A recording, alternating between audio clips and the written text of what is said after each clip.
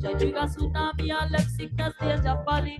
Quick to transgress, play with fire continually. The retinal scans as time advance, so that's technology. Where the stuff Holy One knows the Almighty. Some serial killers come from the woman laboratory. Eugenics project side effect, tormenting baby.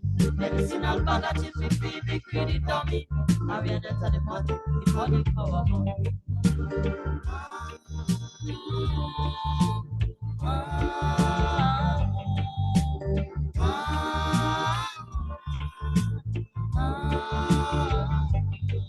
Humanity be treading it less already. Insanity tell a customized species. Mercy hard I interfere where they should not be. Backfire sit down patient in a the lobby. There's repercussion we just think of iniquity. In your cup of indignation there's no pity. There's no remorse and no way out and no sympathy. Continue to run your mouth and how you gon' see.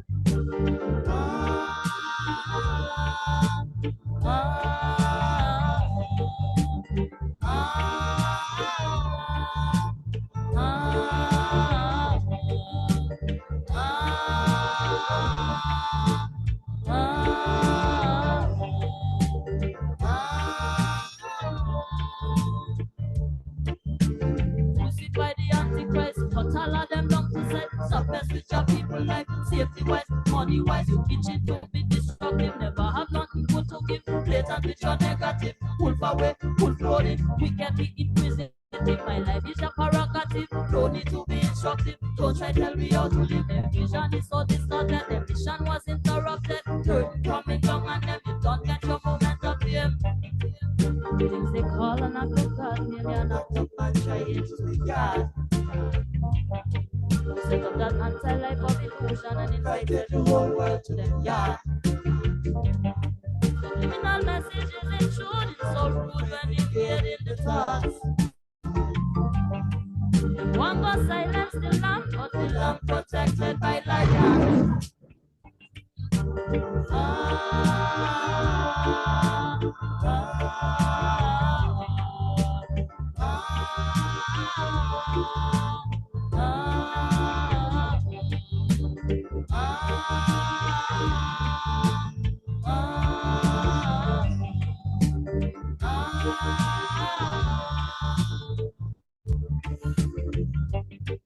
Things they call an act of God, merely an act of man trying to be God. We set up that anti-life of illusion and invited the whole world to them, yeah. Subliminal messages intruding so rude when invading the thoughts. One go silence the lamp, but the lamp protected by lion.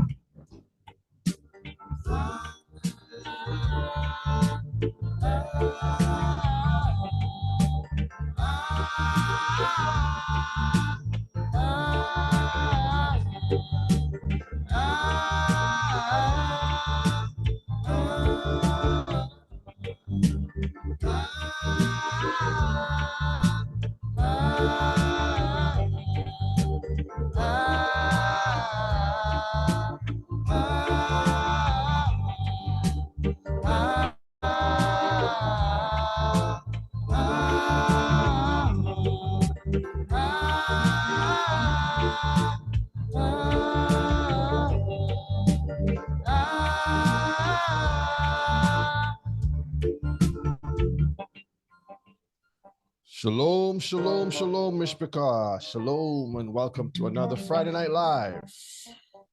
Let us know if we can be heard and seen clearly. Shalom, Mishpachah. Welcome back again to another Friday Night Live. I hope everybody's doing well wherever you are.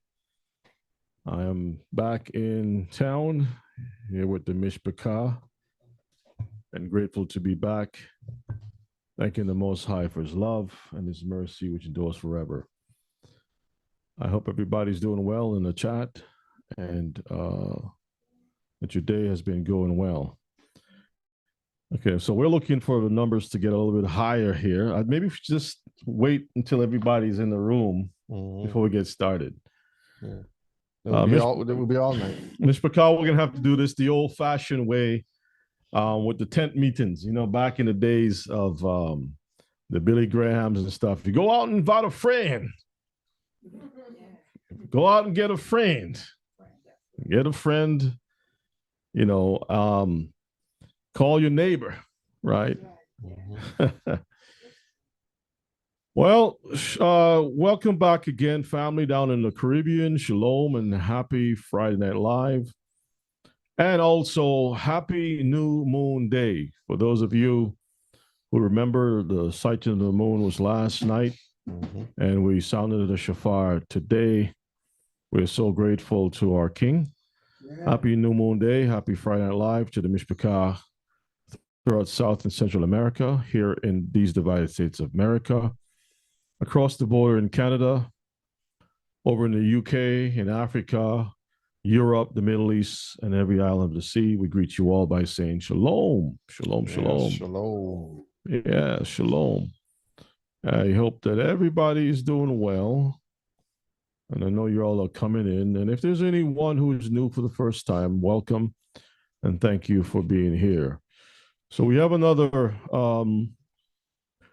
beautiful class lineup, things, information for us to look at, listen to, and to inform ourselves about the times. As you all know very well, we are still in the age of the beast.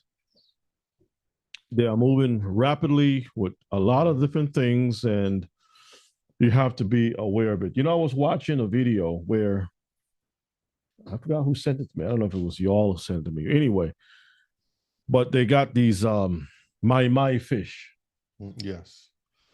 And the so-called mahi fish. The fish is old.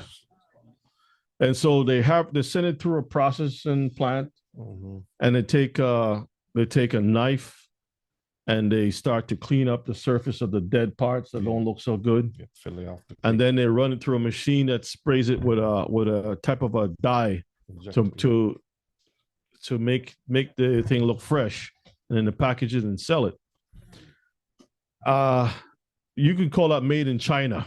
Yep. Because that's the people that that's why a lot of times when I see stuff that says China, I don't touch it. That's true. It's cheap.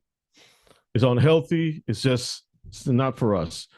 And it was also brought to my attention that some students or something for college had an assignment to go do some research about meat, like, what's out there when you buy a sandwich or whatever. So they took some samples for DNA tests. Come to find out, it was fish that was doing that. The fish was like only a few of the fish lined up with what they was selling on the menu, and the rest of it is fish, all different kinds of different fishes and stuff. Yeah, fillers. So no, it's fish. It's just that it's whatever fish that they want to throw in there and put it under the label. Yeah, like they will say this is like a fish sandwich, or if you're getting some type of like you're buying kingfish. Yeah. And then when you really do research and find out it's not kingfish. It's a queen. It's a duke.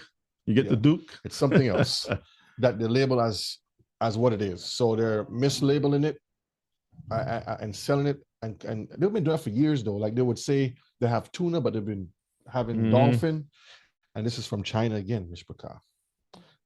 They did some documentaries on that some while back. And even if you go vegan, we have done the research. I got lots of information where they show you that it's not, a lot of it is not even 100% vegan. It's stuff in it. They put other things that has, as a matter of fact, let's pray. And then I'm gonna see if I can send this to you, Brother Shay. You can't believe it. This is unbelievable. Let's pray, Elder. Let's pray. Shalom, Elder. Shalom, family. Shalom. Let's pray. Heavenly Father, we thank you for your blessing. We thank you for watching and protecting us, taking us in and out and bring us home safely. We thank you for the service tonight. We thank you for all of us, wherever we are, from the four corners gathering together to listen to your words tonight, Father. We ask you to bless us.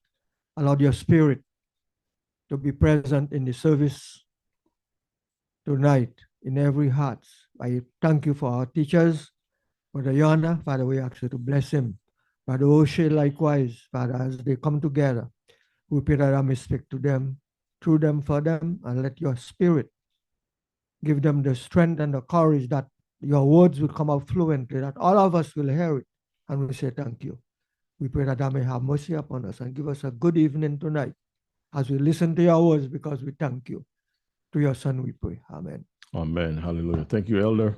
Thank you. So say something, Brother Shea. Let me get this thing Yes, up. Mr. Bakar. Tonight we're continuing from what we were left off last week, because it's a lot of information that we find ourselves living in these times where the enemy is not even hiding in their hand anymore. They're before they would play games and try to cover it up. Now they're telling you exactly what they're doing word for word. We're going to do this, and nobody can do anything about it. And that is the bold spirit that they have in these last days. You sent to me? Yeah. You should be getting in a minute. Okay. This is the type of spirit that they have. And we understand this is all part of prophecy. And as we're going through class tonight and upcoming classes in the future, we have to pace ourselves and remember that we have one job to do, and that's to keep all the Most High's commandments. And when we're doing these things, it will allow us to stay ahead of these prophecies fulfilling. Yeah, Bishop Bakal, we are definitely in the days of wonder, signs and wonders that we have to prepare ourselves in many different ways, meaning that the shalom life that we've been talking about, the Torah lifestyle that the Most High want for Israel, is indeed a real situation. It's a real thing that we have to apply to our lives. We can't have it any other way, not only for ourselves, but for the future of Israelites. It is one thing for us to just talk the talk, but we must walk. We must put to action the words. It's sad that we spend the time learning stuff, and when it boils down to it, we are not applying what we learned. So please do not be one who's just a hearer of the word only. The Bible says you have to be a doer of the word. Now, I want Brother O'Shea to pull up on the screen. He's trying to get it up. It's coming. It's coming? Yeah, okay, so y'all see this on the screen? This is Walmart's version of organic. You see great value? You see it says great value? DHA, omega-3, great value, vitamin D, organic. It says organic whole milk. Do y'all see that? It says non-GMO. You see it says non-GMO. Everybody see it? Yeah. Everybody see it? Okay. Now let's go to the next one. This is the back side of it. Look at the back side. Make it a little bit bigger. I want y'all to see the ingredients. Scroll down. Look at the ingredients right over there. Make it bigger. All right. Let me borrow let me take the steering wheel for a second. Let me take the steering wheel for a minute. I want y'all to see this. So let me get my little squiggly pen here. Certified organic grade A milk. That's a good thing, isn't it? Yeah, it's beautiful. Then it says what? Highly refined fish oil. Y'all see that? Oh, wait a minute. Hang on a second. Hang on a second. Okay. Yeah, but what type of fish? What type of fish? Number one, these are two different things. This is a land animal milk, and then you have a sea creature, and you don't even know if it's the milk from a sea creature be combined. You'll see what it says here: highly refined fish oil, and it could be shark oil. That's true, Sister Brenda. Yeah, because if you type in what is a fish, it'll tell you. It could be shark, whale, anything that has fins and swims. That's what they consider a fish. Y'all see that? This is so look. sometimes you got to stop, take a look at stuff. You don't know what in the world. The next one there anyway. What in the world you're getting. All right, look at this one here. This one is Horizon Organic. See that word? Oh, what a lovely word. You can make it big if you want.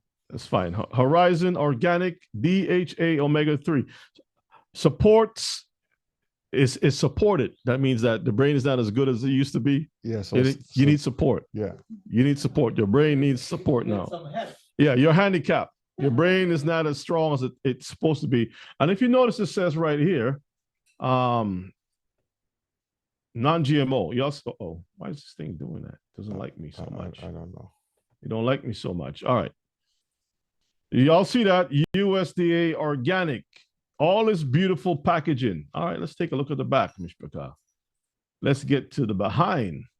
Always check the behind. Okay.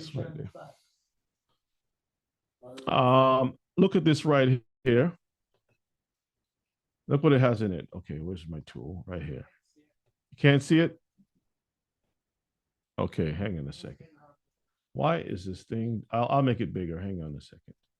And let's change the color. I don't keep doing that. Let's change the color to a yellow. No. The color for that one is over there. Okay. Right there, Let's yeah. get this one yellow. All right, here we go. We'll make it a little bit bigger so y'all can see it. Okay, a little bit big. One more time. Brother O'Shea, you're gonna have to pull this up. I don't know what type of oil that is. Yeah. Algal oil. Now, see. this is supposed to be milk. You're buying milk, right? To the side here. But you're getting algal oil. Alligator. I don't know. Well, we'll find out. ALGAL oil. Oil. You could take it down. So algal oil is okay. Let's see. I don't like this. I don't like the steering wheel. Is an oil, vegetable oil, and therefore suitable for vegan diet. That's what they said. It's talking about what is an oil from marine algae. Algae. So it's algae oil. Algae. So right. It's, an algae doesn't have any seed. Spores. Algae is the mushrooms of the sea. Yeah, so it's sea spores. Algae is mushrooms of the sea. The mold, that's right. Mushroom of the sea. Sea moss and things. We're not supposed to have sea moss. Sea moss is it doesn't produce seed. Yeah. There are some things in the ocean that have seed. Yeah. And there are many, many, many things that has no seed. And the Bible tells, Most High says, have those things that have what? That bear seeds. So there's a lot of things to produce algal oil. Yeah. All these different things. Schizo. All right, I'll leave that for you. So you all see that, Mishpaka. Mm-hmm. Read, basically what we're trying to tell you is read the labels, read what they're telling you, because on the front, they're going to tell you it's something beautiful. And when you look deeper, it's a bunch of mascara, a bunch of bundle with a monster underneath it. No, brother T, sea moss is not the herb of the sea. You can look it up for yourself. It's the same thing. It has spores. Yeah, and sea moss and seaweed are two different things. There's a difference when you look it up. One has seed, one doesn't. So you have to do your research to see which one has the seed and which one doesn't. Yeah. All right. So I thought that was interesting that we can share with you all, just kind of warm things up a little bit as we discuss the age of the beast. So what do you got for us tonight, Brother Shea? Yes, Mr. McCall, again, we're continuing from where we left off last week. Again, a lot of information. And this is part 2, Age of the Beast. We're going to look at some more interesting things. Last week, we talked about how these wicked people have put or are trying to open up the doors to allow the demons to come in. And that's all part of what the prophecies have been telling us. So let's get right to it. Tonight, we will continue to expose the craftiness of the enemy, on how they hide their evil spiritual powers within their technological creations, because everything that they created, they say it's for good. But the question is it really for good? How the beast system will use this information of intelligence to carry out the prophecy of Revelation chapter 13 and some other prophecies. But we're highlighting chapter 13 tonight. But when you read the entire record of Revelation that John had recorded, they all fit hand in hand. It's just a matter of stages, levels, okay? Ever since the beginning of this United States presidency for 2025, the one that just happened when 2 weeks ago, a week and a half ago, about 10 days or 10 so. days. Yeah. Things have been unfolding at a rapid pace, and I have a lot of videos to show you tonight, okay? Just to show you, Mishpaka, again, we are living in the age of the beast. We'll start back here, Revelation chapter 13, verses 5 and verse 6. And there was given unto him a mouth speaking great things and blasphemies, and power was given unto him to continue 42 months. And he opened his mouth in blasphemy against Elohim, to blaspheme his name and his tabernacle and them that dwell in heaven. So the question is, who is giving him this power? Okay, and we will see what these characters are. He opened his mouth in blasphemy against Elohim, to blaspheme his name and his tabernacle and them that dwell in heaven. Verses 15. And he had power to give life unto the image of the beast, that the image of the beast should both speak and cause as many as would not worship the image of the beast should be killed. And this is where we're headed. We're headed down the path of the age, the golden age is what they call it. Now we're gonna play our first video tonight. So let me get that opened up here. James is saying there was a second plane crash that just happened. Yeah, in Philadelphia, a small plane. What was going on? So this is our first video tonight, Mishpaka. Fair use. Mark my words, AI is far more dangerous than nukes. I think the danger of AI is much greater than the danger of nuclear warheads by a lot. And nobody would suggest that we allow anyone to just build nuclear warheads if they want. See, so they're boldly telling you. Let me play it one more time. Mark my words. Mark his words. AI is far more dangerous than nukes. I think the danger of AI is much greater than the danger of nuclear warheads by a lot. And nobody would suggest that we allow anyone to just build nuclear warheads if they want. So just keep this in the back of your head, what he just says as we go on, because it gets more interesting. Okay. Let's move on. Power to give life and power to speak is driven and operated by artificial intelligence.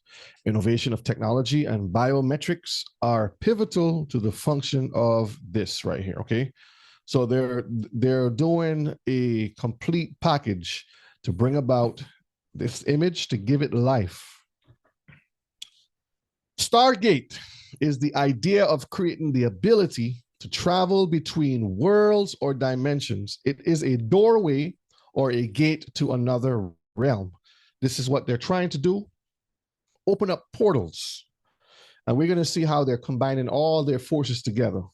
You ever watch the cartoon Captain Planet? And they say, with your powers combined, I am Captain Planet. With the powers of these nations. And I'm going to highlight these nations tonight, that they have put together the plan of how they're going to make this whole operation function. And as far as Captain Planet is concerned, It's a combination of the different elements, which is also found to be known in witchcraft. Mhm. You want to cast spells, there are certain elements that has to be combined also. So keep that in mind. You can look it up yourself when you have some time.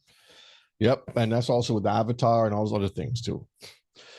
So remember, Mishpachah, artificial intelligence is trying to reverse the confounding of languages that the Most High confounded. Remember in Genesis chapter what, 10? Is it 10 or 11? 11. Genesis chapter 11, where the Most High confounded the languages. 11. Mm-hmm. Okay, so they're trying to reverse that. The ability to speak to all at once and be able to communicate on a universal scale is what this system will achieve, because that's what they will do. Now, you see up here on the picture, it has the ladies pointing to not a class, but a presentation that they were doing. And on the screen, you see it says Open AI. This is their logo. And I mentioned something last week briefly, but look at the other symbols that it ties into. Shabbat, Rebbe, you talked about this one over here. Mhm.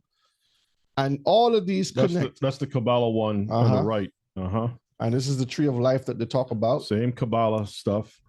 Mm-hmm. This is a swastika right here again within the same star. Mm-hmm. And this is exact. If I have to overlay them, they're identical. Same points. It's all the same points. So there's nothing new that they're doing here. They're just basically masking certain things. And if you don't know the connections, you won't see that they're all telling you the same message. All right. Also, last week we talked about Maxwell's demon. Remember that? Mm-hmm. Okay. So go ahead and read down here for me first. In a thought experiment, a demon controls a door between two chambers containing gas. As individual gas molecules or atoms approach the door, the demon quickly opens and closes the door to allow only fast-moving molecules to pass through in one direction, the only slow-moving molecules to pass through in the other. Now, we asked this question last week, and also for Shabbat, you asked the same question. What? And we already know the answer already because the Most High has put it in them. Mm-hmm. But just to ask the question, what would motivate a person to sit down and try to discover doorways for demons to open up?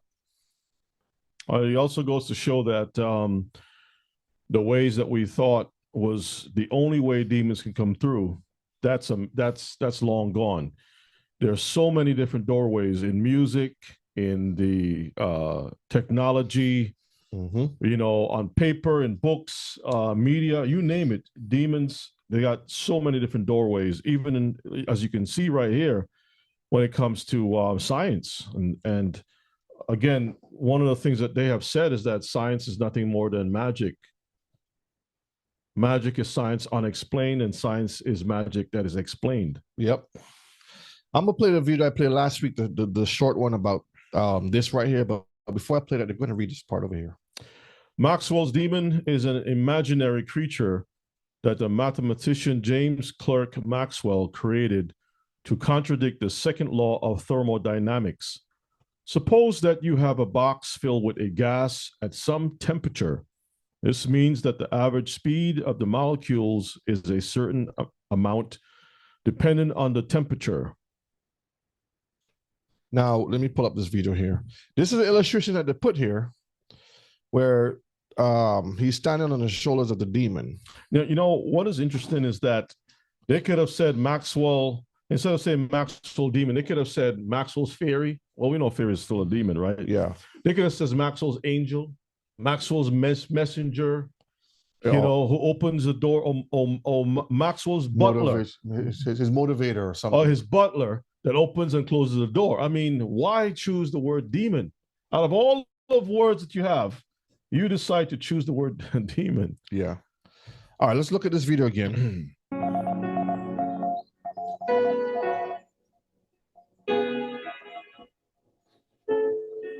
Between them, Jacquard and Morse had found new and novel ways to manipulate, process, and transmit information. What had begun with the invention of writing thousands of years ago had culminated in the binding of the entire planet in a lattice of wires carrying highly abstracted information at incredible speeds. For people at the end of the 19th century, it may have seemed that humanity's ability... I'll pause it a second. And this is why you can sit back and say, I wonder how they can send information through wires, fiber optics or wire from point A to point B, and imagery and sound and all the different things. Because no one sits and thinks about, I wonder how I can get this information from where I'm here across the world. But we understand how everything is done. But if you listen to what he says, these people for generations have been sitting down and trying to map out energy, how to control energy, how to control information, and how to increase that and have that ability to actually control it all together.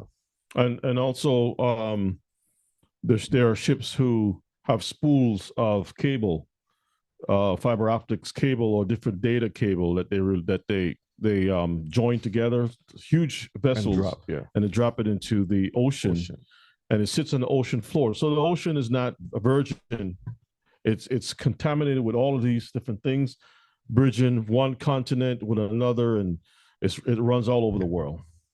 To manipulate and transmit information was at its zenith. It couldn't have been more wrong. Information would reveal itself to be a more important, more fundamental concept than anyone could have imagined. It would soon become apparent that information wasn't just about human communication. It was a much further reaching idea than that. The true nature of information would first be hinted at thanks to a strange problem, one dreamed up by a brilliant Scottish physicist who appeared to be thinking about something else entirely. James Clerk Maxwell was one of the great minds of the 19th century. Among his many interests, Maxwell became fascinated by the science of thermodynamics, the study of heat and motion that had sprung up with the birth of the steam engine. This idea would lead Maxwell to dream up a very bizarre thought experiment in which information played a crucial role.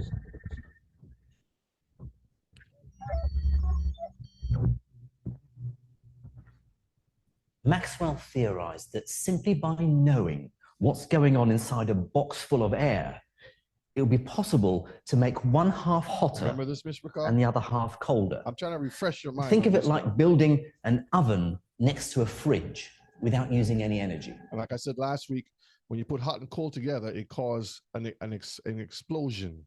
That's how you create hurricanes and different types of confusion. That's the word I'm looking for. It creates turbulence. Okay. Mm-hmm.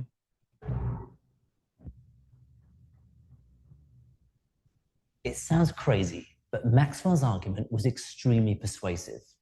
It goes like this. Imagine a small demon perched on top of the box who has such excellent eyesight that he can observe accurately the motion of all the molecules of air inside the box.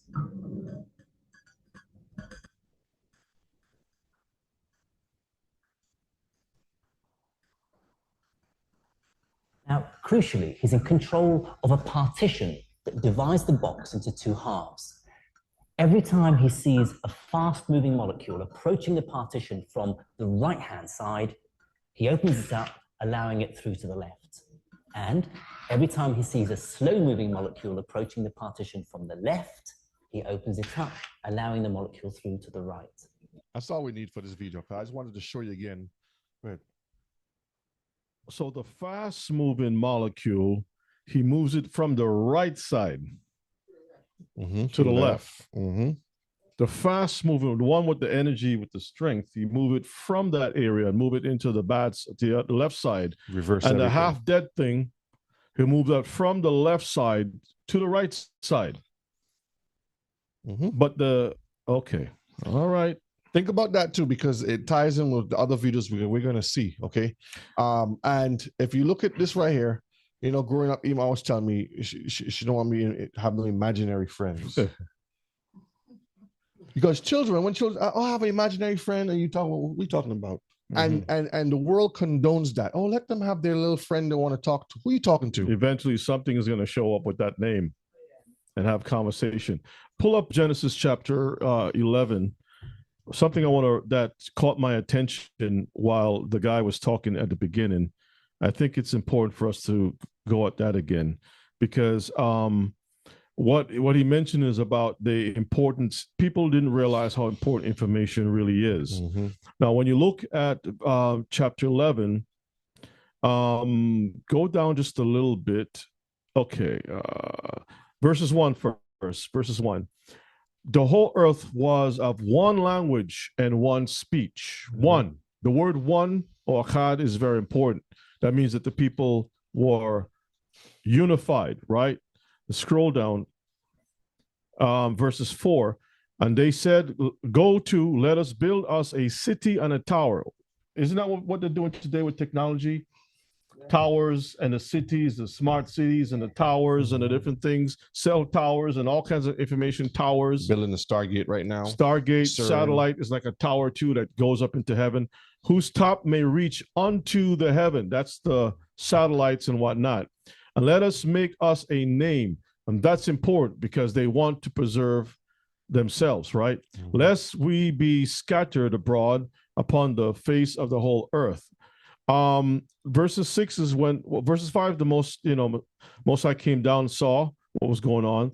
Verses 6 is important. And Yahuwah said, behold, the people is one, and they have all one language, and this they begin to do. And now nothing will be restrained from them, which they have what? Imagined. Back to the imagination, right? Back to the things the guy was talking about. Back to the imagination. So the internet was designed for communication. The technology that we have today, the chat GTP, or whatever it's called, AI, GPT, is all designed for communication, to break the barriers and to so-called help mankind evolve to the next level. Yeah, you have chat GPT for on one side, and on the other side it's deep seek. And basically those things are just none more than gateways. And that's what I was saying. It's a combination of all of these families, and we're going to cover. Let's move on. We're going to cover that because I got some videos to share. All right. Pass one already. Okay. This is where we are now. Transhumanism is the position that human beings should be permitted to use technology to modify and enhance human cognition and bodily functions.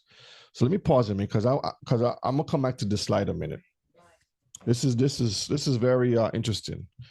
So let's play a couple of videos first, and then I'll come back to this slide here. Let me close this one.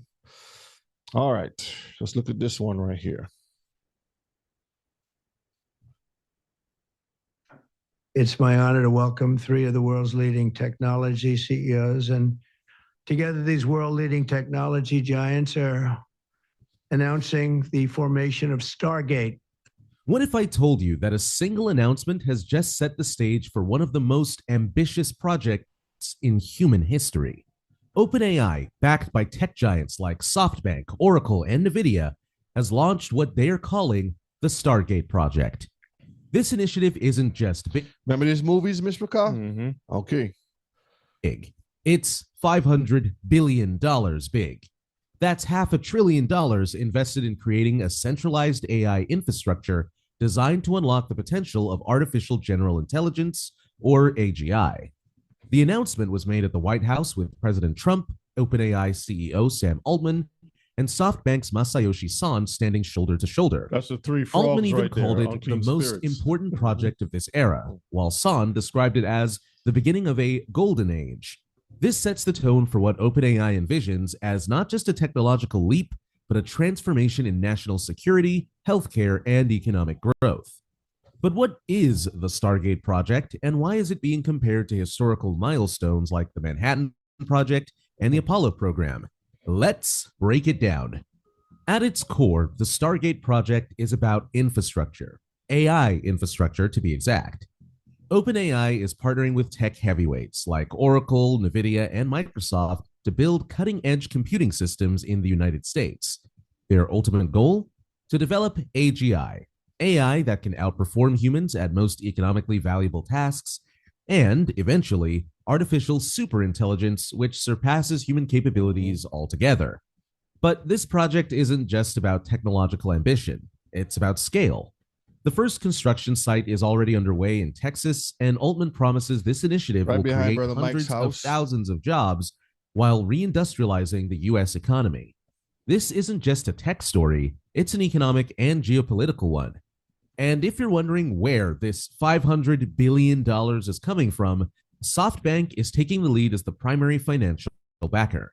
This massive funding pool also includes resources from OpenAI, Oracle, and MGX, making it one of the largest private investments ever. So, why does this matter? Because if OpenAI succeeds, the Stargate project could redefine what's possible in industries like healthcare, defense, and even climate science. Let's talk impact. Advocates of the Stargate project believe it has the potential to revolutionize industries and solve some of the world's biggest challenges. Take healthcare, for example. Oracle's Larry Ellison has highlighted how Stargate could leak. See, they always go to healthcare first because they know people trying to defy aging and death and injuries and things like this. So they always want to sell you that. Oh, we're going to make sure we can cover that first. To breakthroughs in personalized medicine, including mRNA vaccines and cancer treatments. See? Imagine AI systems capable of predicting pandemics or creating tailored therapies for individual patients. These aren't just dreams, they're practical goals tied to this initiative.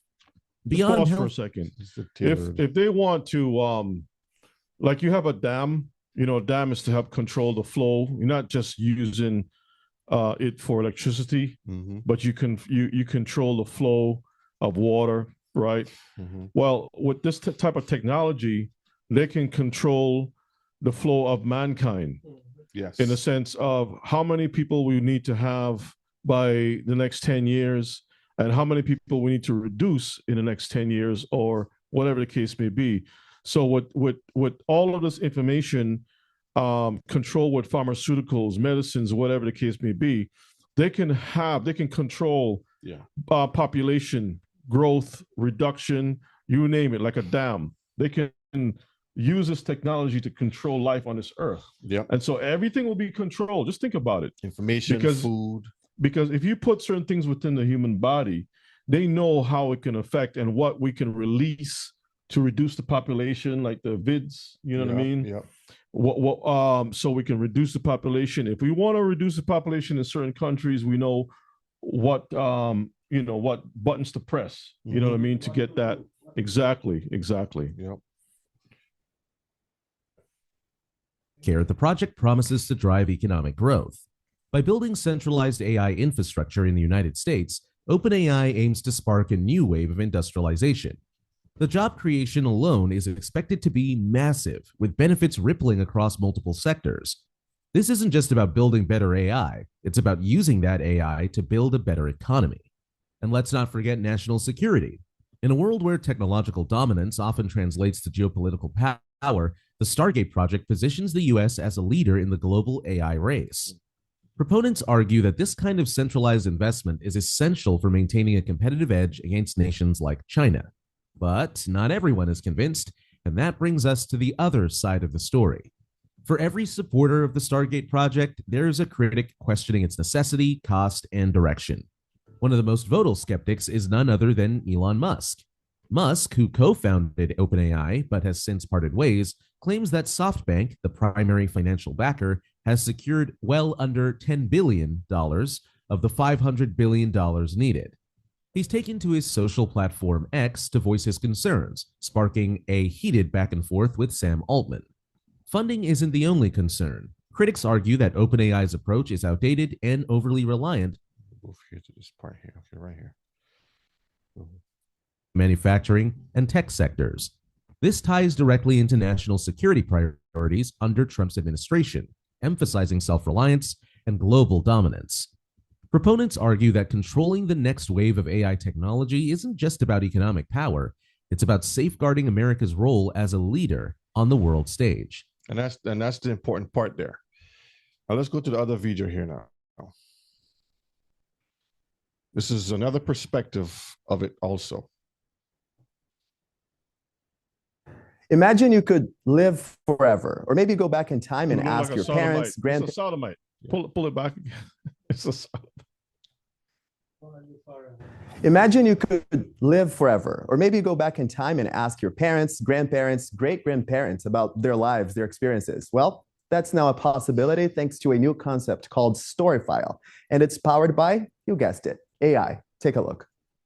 I'm so pleased that I met so many good people who influenced my life, and I had happy. This is Marina Smith responding in video and interacting with her loved ones. And I feel it's coming to conclusion. Sounds like a pretty normal video chat conversation, except for one thing.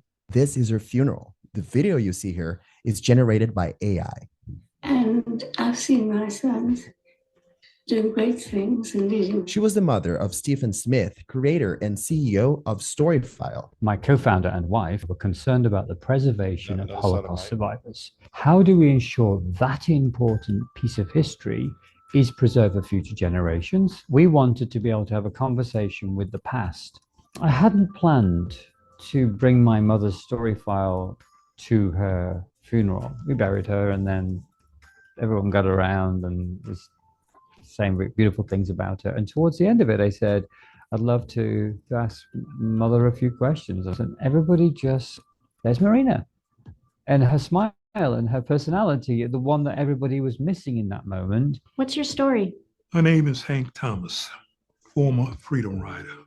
Through an extensive library of content fed in by the user, Storyfile uses real-life expressions, mannerisms, and even accents to generate high-definition video responses. You ask a set of questions. The person answers those questions. And in the answers are lots of things that are not the original question. You could ask me, where were you born? And I will say, I was born in Derby, England. Oh, and by the way, that's the home of Rolls-Royce, and they have an amazing soccer team. And then suddenly I'm talking about other things other than where I was born. So what the AI is doing, actually, it's not creating new content. What it's doing is looking through all the content that's there and then bringing back from that content what you're looking for. Actor and comedian William Shatner created his own Storyfile, and you can interact with him on the company's website. All right, now let's put this AI technology to the test. I'm going to ask a couple of questions to this machine and see what it can do. What is your name? My name is William Shatner. Fair. About how old are you? So I was born in 1931, and you do the math. Okay, fair enough. Very direct.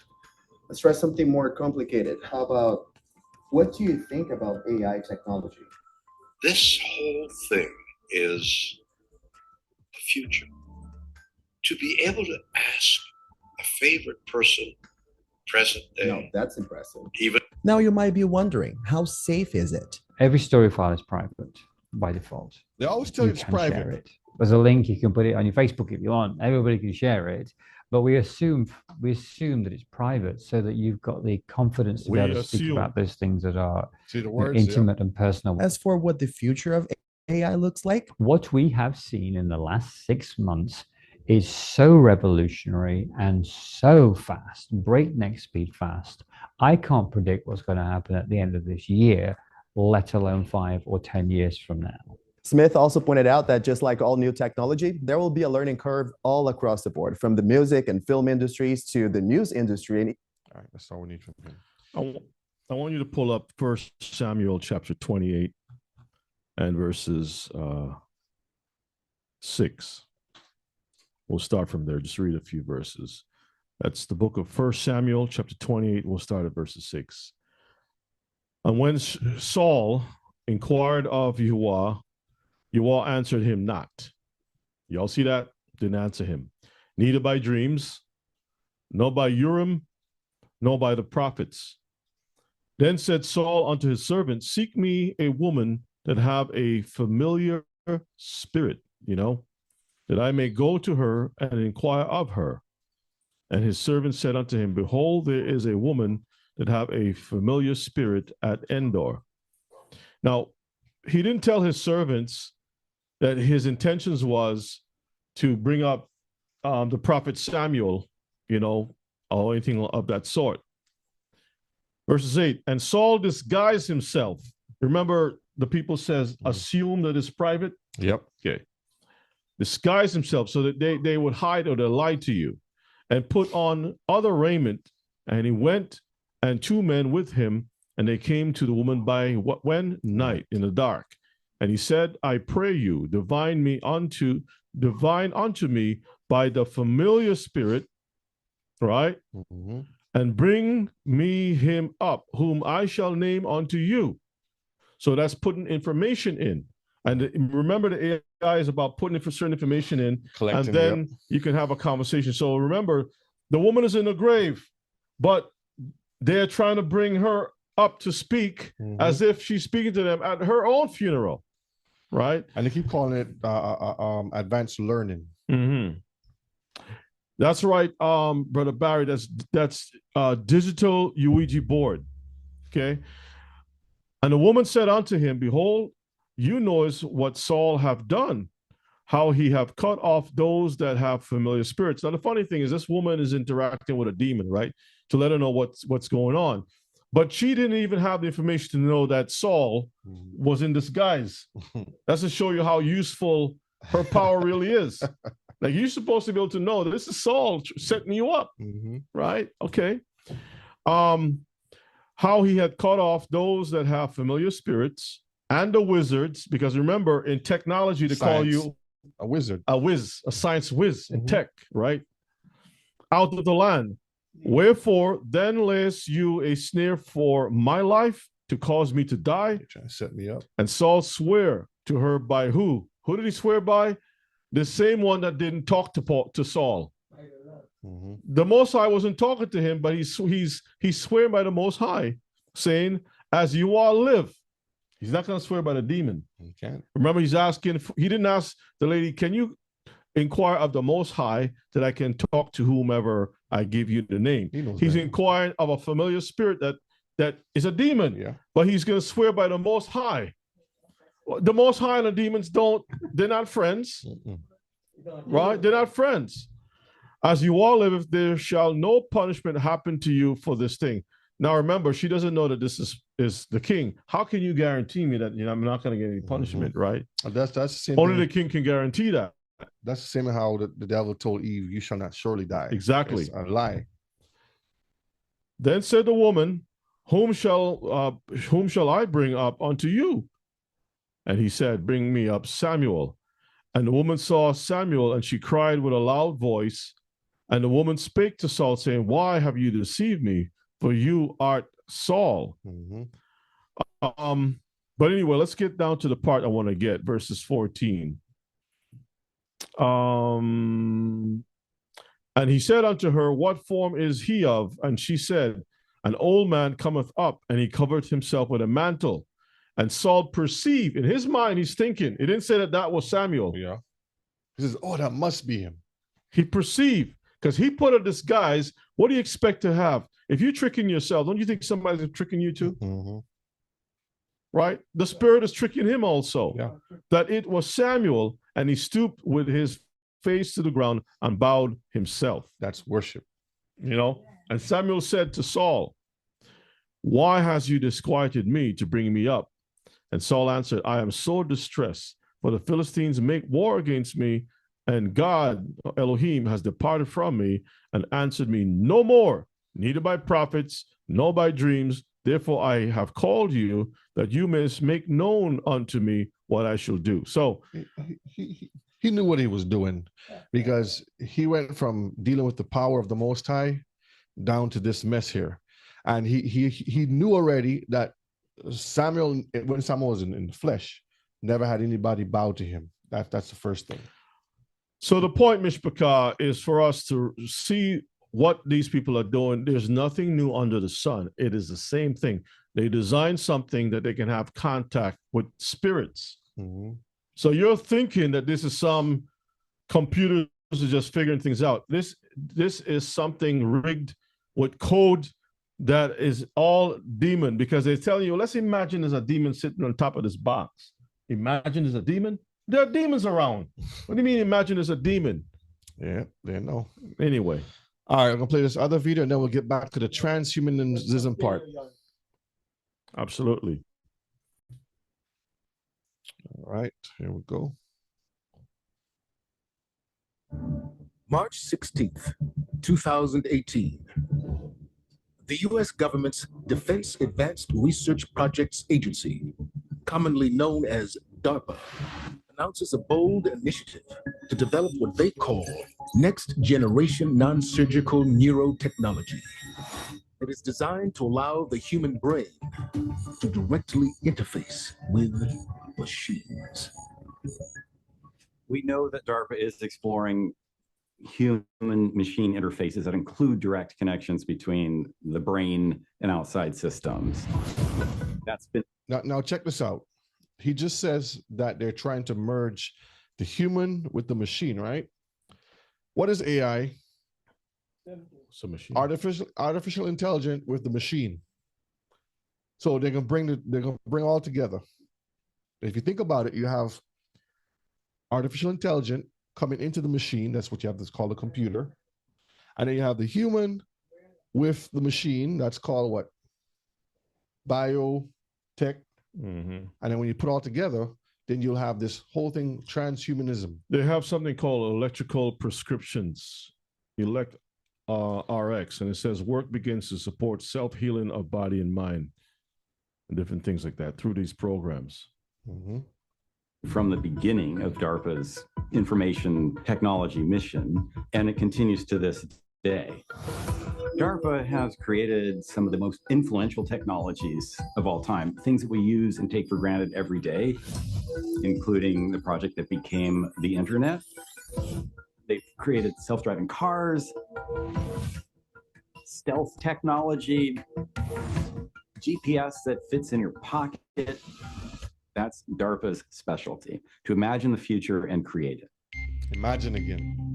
A new technology that is actually very much on the verge of being a reality that is being fielded is we could have a sensor maybe on the surface of our head, or maybe implanted somewhere in our body, in our brain, or something that allows us to interact directly with our communications gear, our processing gear. How many of y'all want to get a setup like this? Yep. You'll be well compensated. So soon there'll be college.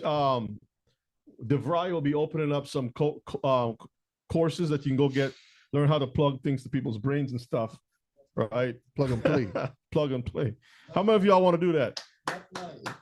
Why not, Elder? This is like a digital. Doctor says, Elder, your eyes is twitching a little bit. We're gonna plug you up to the grid, whatever it is. Mr. Potato It'll Head. be small. You're not gonna even know it's there. The hair is gonna grow back, Elder. And you sit down plugged into the grid. You can do all the prayers from you don't have to even open your mouth to pray. You just Imagine that. You just lay in the bed. Just lay in the bed. You don't even have to open your mouth to pray, Elder. You just imagine the thoughts. Just come right through. Imagine that. Go systems ahead. And so on. Now imagine we take that technology and we can control robots at a distance with it. Even fly drones. You put this sensor on and you think the right way, and you can increase the speed of the fan by thinking and controlling that thought with direct to mind or mind machine interfacing. With that type of capability, you could control all sorts of buttons. Mishpachah, didn't the same people who gave us the iPhone say it's not safe to put these technology in your brain? That the sensors and all the different things that are there will give you cancers. Mm-hmm. And haven't they also showed you by having Wi-Fi in a room with other plants how it affects the growth of plants? Mm-hmm. Yep. All right, but they want to put this thing directly on the brain. Shalom. Directly in the brain, huh? Go ahead and play it. And mechanisms in equipment. Mind-machine interfaces will have many applications in both civilian and military life. But there are those who believe that this same technology could also be used by DARPA as a new form of mind control. Like their counterparts at the CIA, DARPA-funded researchers have spent decades investigating how the human mind can be altered. In 1965... Stop. Project Pandora, huh? So instead of walking around with a cell phone, it's in your brain. And if you look up some of these things, the names of these projects and stuff, it just baffles you to show the wickedness, the many bodies that they have went through, especially our people they experimented on. The etymology of the word pan is dealing with the devil. I don't know if y'all know that. The word pan, P-A-N, it's dealing with the devil. DARPA launched Project Pandora, which studied the possibility of using microwave radiation to control human behavior. You hear that? To control human beings. So they're telling you the whole reason for this is to do it. Control you. The project reportedly ended in 1969. But DARPA's investigation of how machines can affect and possibly... The project ended there, but they changed the name to something else. And we'll show you what the name is. Control the brain continues to this day. They're explicit. Go back up and he said what I just said. But DARPA's investigation of how machines can affect and possibly control the brain continues to this day. See? There are explicit programs of DARPA to read and write to human brains, whether it's through direct implants within the brain or wearing some kind of cap. So these things are being worked on, and we know that. So what's the next step? Maybe the next step is we can send instructions and information to an actual person from a distance with this kind of technology to let another person control their actions. But that could be something that could be... So it's almost like you're hearing a voice. I heard God telling me go do so-and-so. It's not God telling you anything. And you wonder why I have all these so-called mysteriously shootings are going on, where you have these people, oh, well, this person, all of a sudden, he just decided to go get a sniper rifle and go mow down some people. Yeah. Elder, what's on your mind? Shalom, family. Shalom. I just want to, something just come up to my mind. When I remember all these things coming way back, it begins, I always looking at it that way. It always begins in the Garden of Eden with the woman. When the devil, the same devil that the Lord cast down, he cannot make a human being, but he making all these other things, and same human, he start to work on Eve. He make using the same tricks, with the same electrical, all the intelligent thing, all these things. Knowledge. It's a devil work. It's the knowledge, the increase of the to know things. Malicious. If there's some way to do it from a distance, a much greater distance than something that you can wear on your scalp, that would be the ultimate technological achievement that would fall into this realm of mind control and direct human-machine interface that DARPA may well want to keep secret. In the near future, DARPA may possess the technology to remotely control the human mind.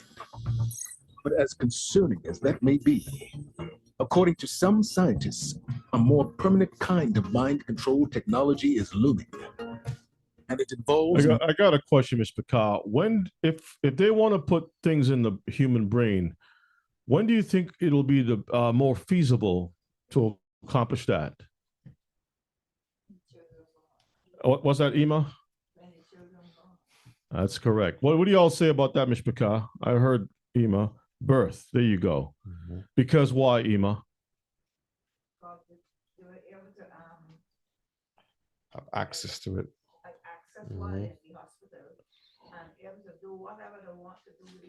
Yes, but also the skull of the child is not quite closed as yet. Remember, it's still open.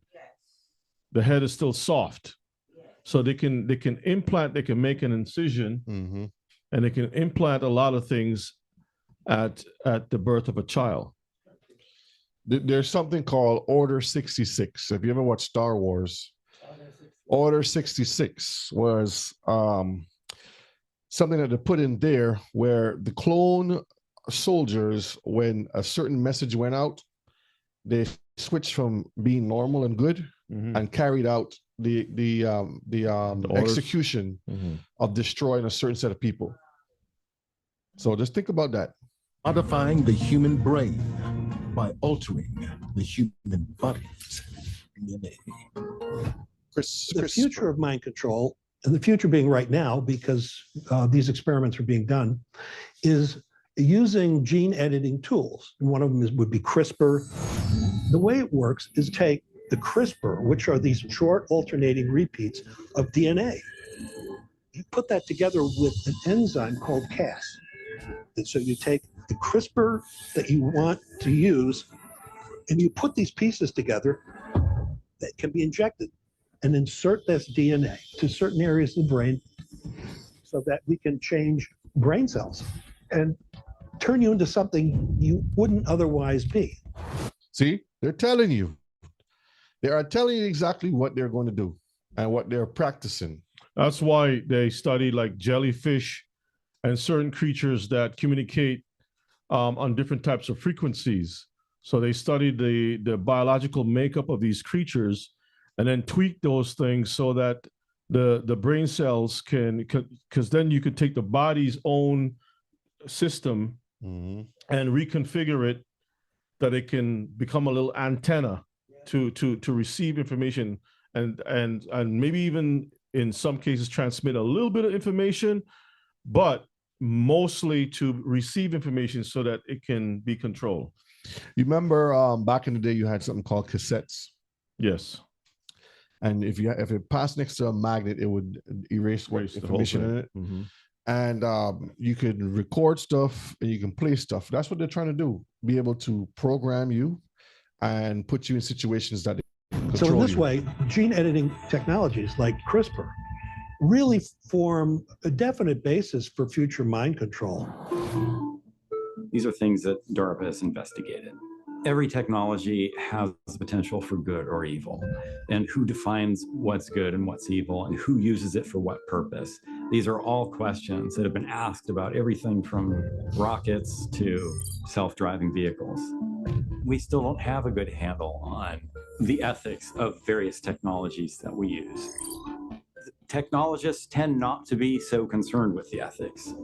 That seems to be the domain of other people, policymakers, for example, academics, people like this. There needs to be a hand-in-hand interaction with people creating technology and those who are considering the ethics of that technology. All right, so that's that one. Let's go back to the slide here a minute. So transhumanism is the position that human beings should be permitted to use technology to modify and enhance human cognition and bodily function, expanding abilities and capacities beyond current biological constraints.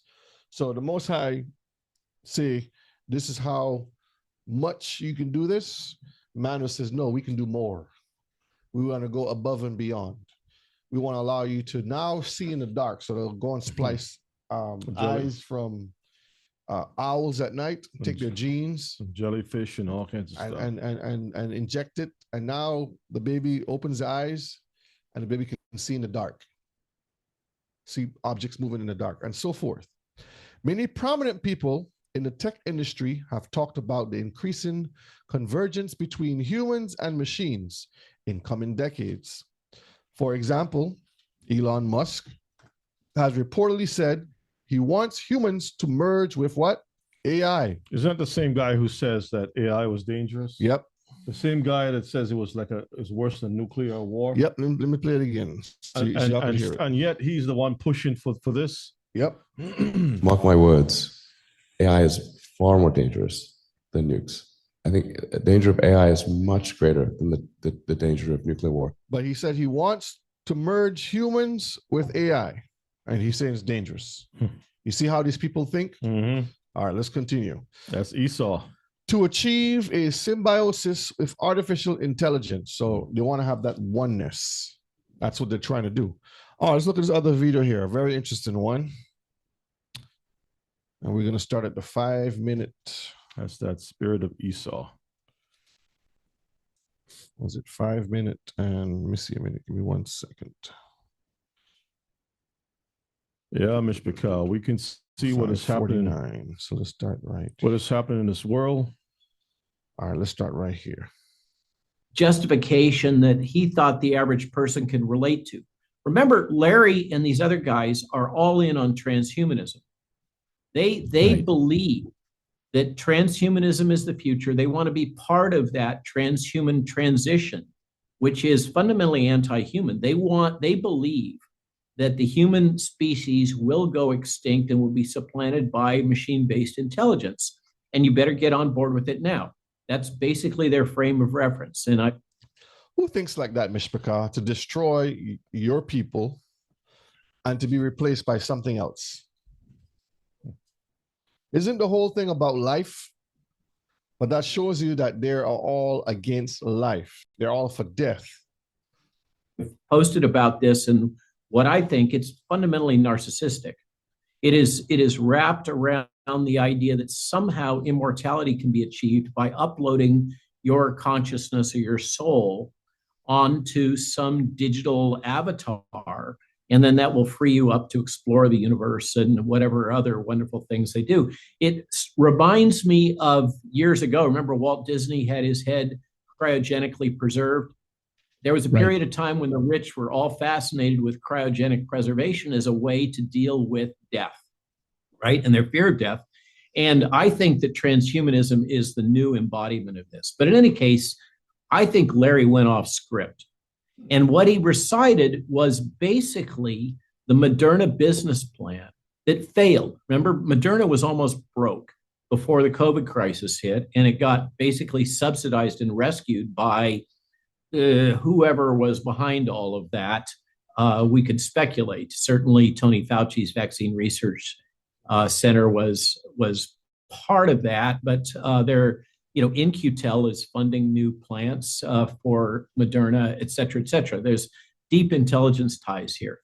So I think what really happened is that Larry went off script and basically pitched a storyline that he thought would hit right at the heart. Okay, that's what we need there for that one. All right, so let's get back over here now. AI, Stargate, CERN, and the Beast. So AI will use the power of Stargate, because remember, Stargate is that system that they're trying to put online with all this power to be able to push the amount of information worldwide or globally. So they're going to use the power of Stargate to open up the portal, which is the CERN, to introduce the Beast system. So that little Maxwell's little demon is a miniature version or a micro version, I should say. What's a smaller? Macro? Micro. Micro. Macro's large. Okay, so micro. A micro version of what CERN is today. A big portal where they're heating or using a lot of energy to open up this portal. So I call it the League of Extraordinary Gentlemen. You guys seen that movie? All right, so this league is made up of Esau's people, Moab's people, Ammon's people, and the rest of the Confederates. They're all collaborating to bring about the beast. Now, these are little,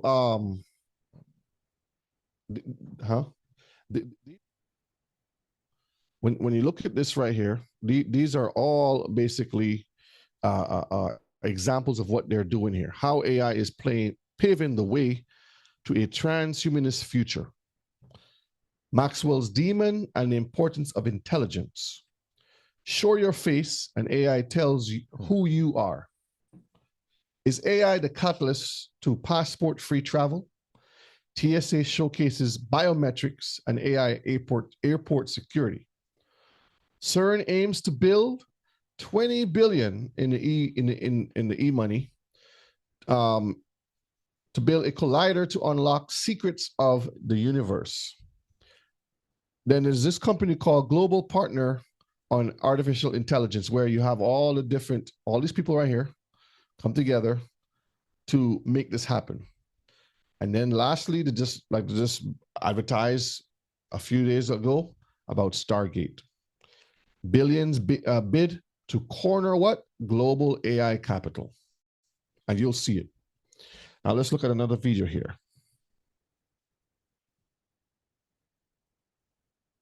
Okay.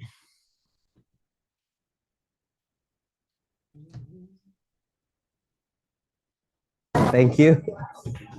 Something very strange about saying thank you to a robot. You probably know Alibaba for its e-commerce platforms, but the Chinese tech company is branching out. It's aggressively testing and implementing tech concepts that span from retail to restaurants and even hotels. This should open with facial recognition. Let's see. I've come to Alibaba's futuristic Fly Zoo Hotel, which is a stone's throw away from its headquarters in Hangzhou, and almost everything you can imagine here. See, everything is over there.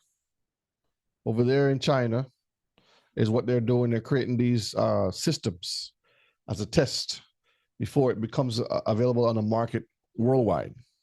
Here is automated. I'm not sure if this is cool or creepy.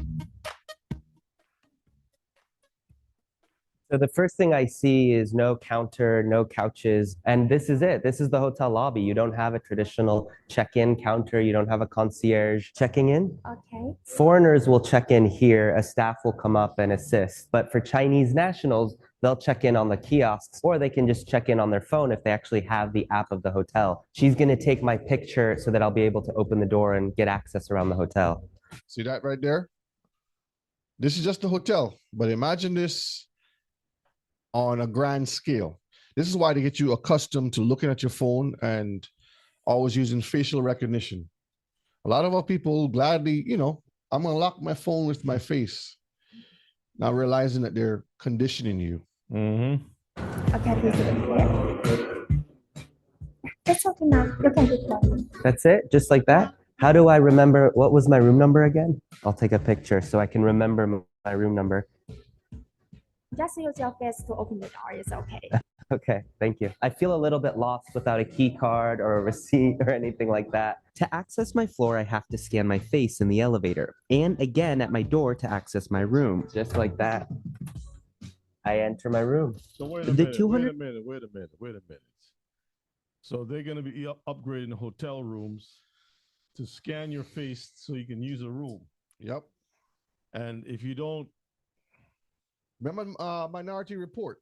When you walk into the mall, everything is always digitally scanning. Do you think if they go to that length for the hotel rooms, that what about the supermarkets to have food? Can't buy or sell. That for you to go through, you have to scan so they can. School's gonna have this. Grocery store's gonna have this. So they're gonna check in the students by scanning their. Oh, I have a video on that. You'll see. Come into a place near you, Mish Picard. Wait a minute. How do y'all feel about that, Mish Picard? Y'all feel excited about that? Do we have anyone under 20 years old in the chat? Anyone under 20? The sound went down. Uh-oh. The sound went down. Come on, AI. The sound went down. Okay, let's see what's going on here. Is it better now? Okay. Anyone under 20? Sound is good. Thank you. Because this is the world that the next generation is going to have to live in, right? All right, go ahead, Brother Shade. All right. 90-room so-called smart hotel welcomed its first guests at the end of 2018. And while you won't see as many faces at reception as a traditional... Notice the hotel is called Fly Zoo Hotel. What's a zoo? Yeah, well... Oh, okay. So they know what they're telling you. FLY Zoo, huh? Hotel, there is still some staff around, like housekeeping, which Alibaba says still have to use a traditional key card to clean your room. For the young generation, they love it. And for the generation like us, they will feel a little bit nervous initially. Andy Wang is the CEO of Alibaba Future Hotel, which oversees Fly Zoo. With our assistance from our service ambassador in the hotel lobbies, you will feel more comfortable. right? Because everybody know how to use Alipay. Everybody knows how to use the mobile smartphone. But the idea here isn't for Alibaba to open its own hotels. It's Room using service. Flyzoo to develop technologies it can sell to existing hotel chains. One of its partners is Marriott International. Uh-oh. So the company behind Marriott, Ritz-Carlton, St. Regis W, and more. No one would say, I'd like to go to the front desk and do more, right? Peggy Fang Ro is the Chief Sales and Marketing Officer for Asia Pacific at Marriott International. It's getting good traction, but still, there are still steps in that check-in process that require you to stop by the front desk. So we haven't eliminated it completely, but when we do, I think people will, adapt to it quite quickly. She says some of Marriott... You won't adapt to it, you'll be forced to, because you have no choice. All right. Marriott's properties in China could be eliminating the front desk check-in process soon. Each hotel room has one of these, and it's sort of like Alibaba's answer to Amazon Alexa or Google Home. You can order water, you can order slippers, you can even order room service. It can also open the curtains for you. It can turn on the TV. It can even dim the lights. Never have to leave the T-Mile Genie. So do class from laying down in the bed like this. Brethren, Shabbat Shalom, Shabbat. Lay back in the bed. Shabbat Shalom, huh? They're going to make you an avatar. And what about you? No.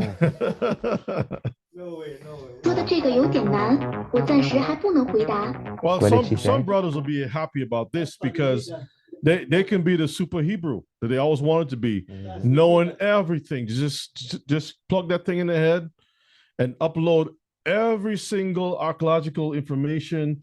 They'll know how to speak the ancient Hebrew, the Paleo, the pre-Paleo, the post-Paleo, all the different types of Hebrew. They'll know all Hebrew. Babylonian. They'll be able to tell you. They'll know. What's that? They'll go back to the pyramid. They're gonna be standing right there, right before the Most High come from the languages. They're gonna says, I was there. Let's forget about not super Hebrew, ultra Hebrew, the ultra one. That's the top one.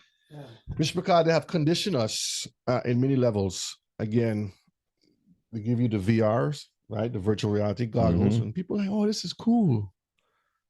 Not knowing that you're getting used to not touching anything. Put a 1 in the chat if you're all ready for that Hebrew update. You go get that thing installed.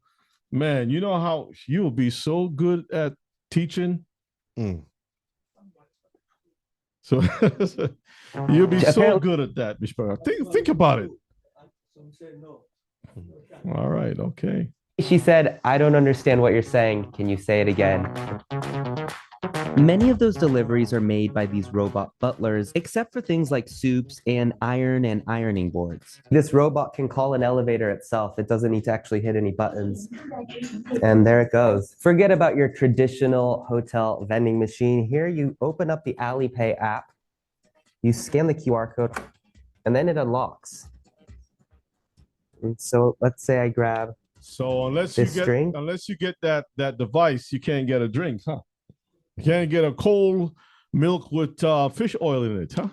And whatever you take off the shelf, it gets charged. So only you can try and sneak something in. Let me get extra bottle. You can charged. You can call Brother Shay and he can send you some shekels, electronic shekels, to get your card uploaded real quick, right? No care packages. And within seconds, the app recognizes the product that I picked up from this refrigerator, and it's charged me. This is what's called Future Fitness Center. To enter, again, facial recognition. Look at that. This one's a lot more relaxing. The hospitality industry is one of the world's top creating job sectors. So does that mean hotels will one day be staffless? Do you think that guests will miss interacting with humans? No, never. Never. Hotel associates will always be one of the most important parts of hotel business. Technology only help us to improve our efficiency. Wang claims that all the facial recognition data is only kept through the duration of a guest's stay. Lies. Yet they collect information to improve user services and things of that nature, right? Mm-hmm. Okay. It disappears once a guest checks out. Peggy says facial recognition is already being tested in one of its Marriott properties nearby and could be rolled out to more properties once they get the okay from the government. See, so I'm not making this up. Once they take out the kinks, they're going to apply this to a lot of the hotels, or just say all of the hotels you go to. On the world, consumer engagement with facial recognition can be really different. We're going to have to learn, Mishpaka, get yourself a vehicle that can tow, right? And build yourself a little caboose that you can tow around. So if you got to travel and you need a place to sleep, you can sleep in your little caboose, right? Okay. I think the Chinese market is more ready to consume that kind of functionality than other places around the world. Even the hotel's restaurant is being used as a testbed for technology too. Every table has its own QR code, so using the Alipay app. Now you see this here, right? You go to some restaurants as of, let me see, what year are we in? 2025. I would say 4 years ago.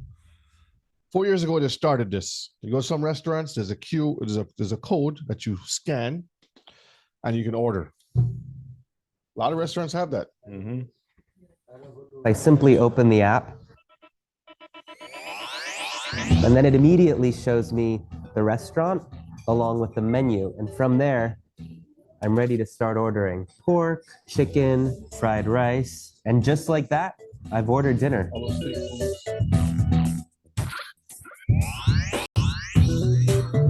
You found me. That's like a trash can. Yeah. And you know, I went to a place, I think it was sometime last year, to order a drink. Turn around and there's a machine coming out. Really? Yeah. Where? What's this? Kiefer saw it too. And I shake my head. I says, wow. You can't make it up. Nope. You see, this is what the heathen is doing for themselves. Get your mic. We have to get ourselves for what we have to do for ourselves. That's why they're not separating the people.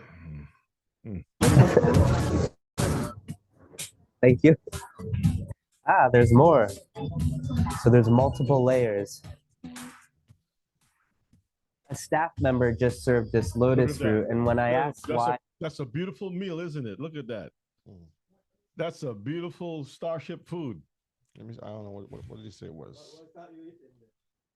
Let's see what he say. A staff member just served this lotus fruit, and when I asked why not the robot, he said, well, the steam is time sensitive, so it had to get from the kitchen to the table quite quickly. I've come to the bar here at Fly Zoo Hotel, where once again, I'm greeted with a QR code here at the table.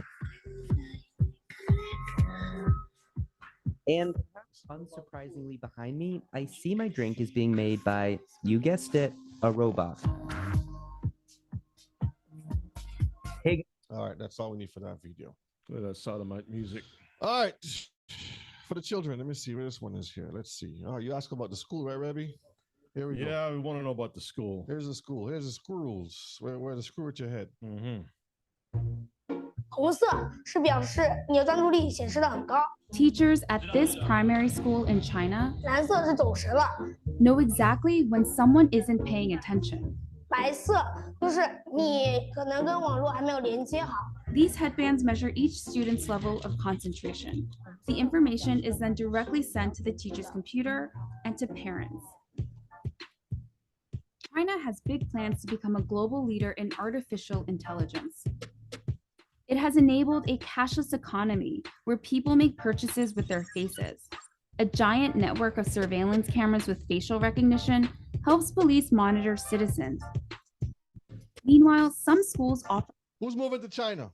As a matter of fact, what language do you think is one of the main languages being pushed to schools today to learn? English. No, Chinese. Chinese? Okay. Mandarin. A lot of schools are pushing students to learn Mandarin Chinese. There's a reason for that too. And China has always been the testing ground for a lot of these different things. As a matter of fact, the Uyghurs the Uyghurs. I don't know if you've heard of them, but these are Muslims or Arabs. Well, not Arabs, but Muslims who or Arabs who mixed with the Chinese years ago, and they have kept their own private, well, sort of set apart community, and they are under great scrutiny, persecution, and you name it. Look it up and see, family. And so they're actually being used as testing ground for some of these things here to control people. But as you can see, this is the future for children, having these things on their heads. Can you imagine that one of these days you go to school and you're for a PTA meeting at the school and they're talking about, well, your child hasn't been learning because they so-and-so. Well, how do you know? Well, this is how it is.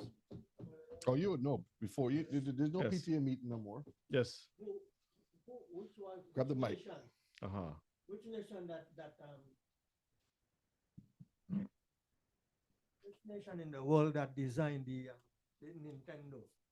That's the Japanese. Well, these are the people, same Japanese, China. These are the people that they to corrupt the world.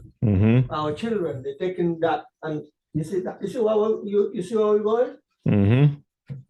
That's why we need our children to listen. I think with the sound, Mishpaka, whenever we play a video, for some reason it plays louder for the video, and then it reduces the sound for the speaker. Yeah. And then it reverses. After a while, it comes back up. Yeah. So that may be what's happening, okay, with the sound. So, all right, go ahead and play it. Glimpses of what the future of high-tech education in the country might look like. Good job. Classrooms have robots that analyze students' health and engagement levels. Students wear uniforms with chips that track their locations. There are even surveillance cameras that monitor how often students check their phones or yawn during classes. These gadgets have alarmed Chinese netizens. But schools say it wasn't hard for them getting parental consent to enroll Can you go kids back into. just a second? Go back just a second. I want to take a look at that school. That looks like a prison. Yeah. Does that look like a prison to you? That's how the schools here is too. You have all these gates and devices that you have to pass through and security. All right. Schools say it wasn't hard for them getting parental consent to enroll kids into what is one of the world's largest experiments in AI education, a program that's supposed to boost students' grades while also feeding powerful algorithms.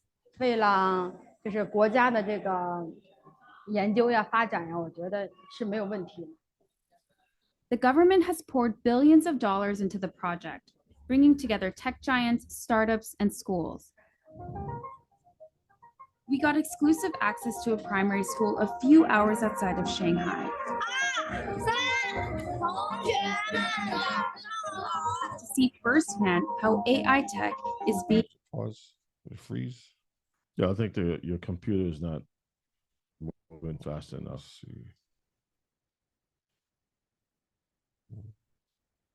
Something's going on with that. AI tech. All right, let me pause it here. Let's stop it a minute and bring it back in. So, family, how do y'all feel about that? Y'all says keep that thing in China, right?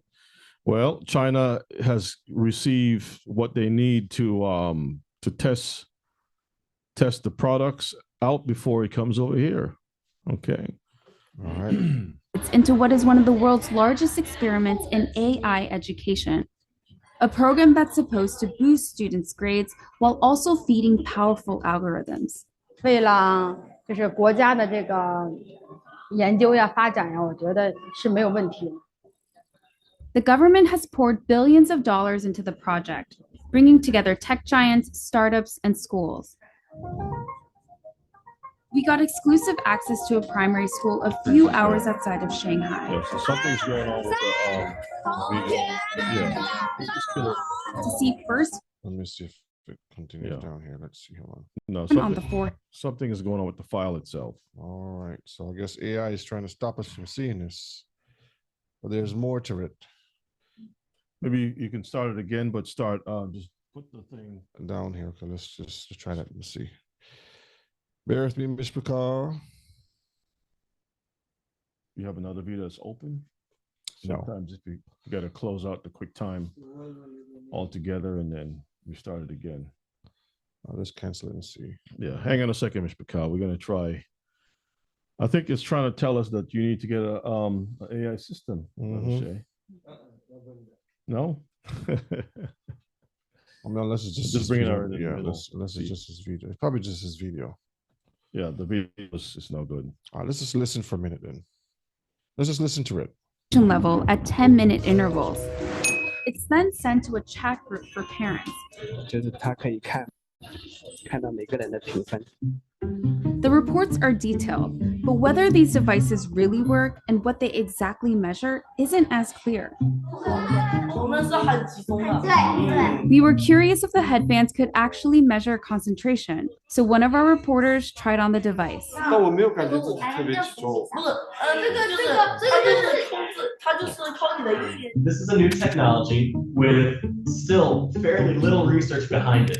Theodore Zanto is a neuroscientist at the University of California, San Francisco. He was surprised to learn that this tech, called electroencephalography, also known as EEG, is being used in the classroom on children. It's usually used by doctors. Let's see if I can pull up over here on YouTube. Let's see. Yeah, let's see. Want me to get it for you? This is how China, right? Okay.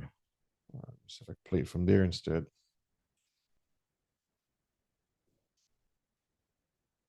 All right, that makes more sense. That's 5 years ago too, huh? Yeah. I'll mute for a minute till. So this is the direction that the world is going, and there's no turning back from this. And if the government says that it's required that you have to have this thing to be admitted into school, to see firsthand how AI tech bringing together tech giants, startups, and schools. We got exclusive access to a primary school a few hours outside of Shanghai to see firsthand how AI tech is being used in the classroom. For this 5th grade class, the day begins with putting on a brain wave sensing gadget. Students then practice meditating. 现在想象我们眉心有一点柔和的光芒绽放。 The device is made in China and has 3 electrodes, 2 behind the ears and 1 on the forehead. These sensors pick up electrical signals sent by neurons in the brain. The neural data is then sent in real time to the teacher's computer.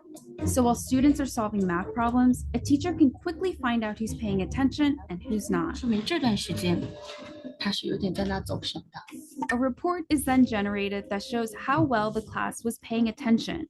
It No, even no, details stop, each stop, student's stop. concentration level at 10. that is for the schools. What about your job now? Same thing. What about, putting those things on the employees? That they can actually, if not on the head, maybe something on the pulse or on the wrist, that they can find out if you're paying attention or not. Right? And your boss can be there behind the desk doing nothing but monitoring the workers, correct? All right, let's go ahead and play that thing. Minute intervals. It's then sent to a chat group for parents. 就是他可以看到每个人的评分。 The reports are detailed, but whether these devices really work and what they exactly measure isn't as clear. We were curious if the headbands could actually measure concentration, so one of our reporters tried on the device. 但我没有感觉自己特别集中。 This is a new technology with still fairly little research behind it. Theodore Zanto is a neuroscientist at the University of California, San Francisco. He was surprised to learn that this tech, called electroencephalography, also known as EEG, is being used in the classroom on children. It's usually used by doctors in hospitals and labs. EEG is very susceptible to artifacts. And so if you are itchy or just a little fidgety, or the EEG wasn't set up properly so that the electrodes didn't have a good contact, affects the signal. Despite the chances for false readings, teachers told us the headbands have forced students to become more disciplined. 上课回答我的问题，就是他们的声音会比平常更响亮。Teachers say the students now pay better attention during class, and that has made them study harder and achieve higher scores. 上课认真听讲，作业做的基本上是全对的。But not all students are as enthusiastic. 就是这几个名字脑筋，我感觉这里有个印。This fifth grader, whom we caught dozing off in class, told us his parents punish him for low attention scores. And that kind of data adds a new kind of pressure for students. 想啊，如果在一次考试全班人都考了95分以上，就你考了一个85，你会不会感觉你有一种Companies we interviewed said the data can go to government-funded research projects. We spoke to parents who were unclear about where the data ended up, and they didn't seem to care too much. Santos says there's likely no privacy protection at all. In a classroom, if you're trying to make an assessment of an individual student, you really can't anonymize it. Experts and citizens alike are sounding alarms about various aspects of the country's huge push into artificial intelligence. These classrooms are laboratories for future generations. Laboratories. And while these new tools may potentially help some 200 million students raise their grades, just how this all works out won't be apparent until they become adult citizens. All right. Brother Barry, you can't go back a yard. Atlanta, Jamaica airport using face recognition. Uh-oh.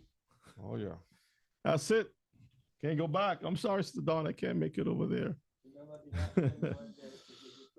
Yeah. Well, you know how it is already. All right, Mr. Picard. Here's this beautiful confederation. Take a look at this picture right here. We have a few names on the board, and this is just a little bit of them. We'll start with Psalms 83. We know this one, but we're going to start with there just to show the names that are there. Brother O'Shea's not making up names. He's reading it for what he sees here. Most High has given our one of our forefathers, David, be able to prophesy these things. All right, verses 5 says what, Rebbe? For they have consulted together with one consent, they are confederate against you. So one consent, the same one consent that we saw in the book of Genesis 11. Read verses 5. For they have consulted together with one consent, they are confederate against you. Verse 6, sorry, go ahead. The tabernacles of Edom, and the Ishmaelites, of Moab, and the Hagarenes. 7. Gebal and Ammon and Amalek, the Philistines with the inhabitants of Tyre. Now, the Philistines are the offspring of Cush. When you look it up, that's who the daddy is, Cush. So it just falls right back under that. So there's certain members of the families that play a part in this. Let's go to the book of Malachi. Malachi chapter 1, and we'll read verse 4. Whereas Edom saith, we are impoverished, but we will return and build the desolate places. Thus saith Yahweh of hosts, they shall build, but I will throw down. And they shall call them the border of wickedness, and the people against whom Yahweh have a nation forever. So you see, the Most High has a hatred for them forever. Now let's look at Deuteronomy chapter 23 to see how this other one plays in also. Deuteronomy 23, and we're going to read verses 3. An Ammonite or Moabite shall not enter into the congregation of Yahweh, even to the 10th generation shall they not enter into the congregation of Yahweh forever. Okay, so there's a confederacy of these people that come together to only deal in wickedness. What's interesting is 13 stars on this right here. I was doing a little counting. I found it very interesting. Rebs. The confederacy of these people. All right, let's move on here. The beasts to replace Elohim, that's the question, right? Will AI become our new gods? Answering the claims that AI could correct the Bible. Read that for me. This is June 22nd of 2023.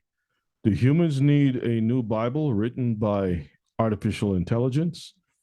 Biblically, the resounding answer is no.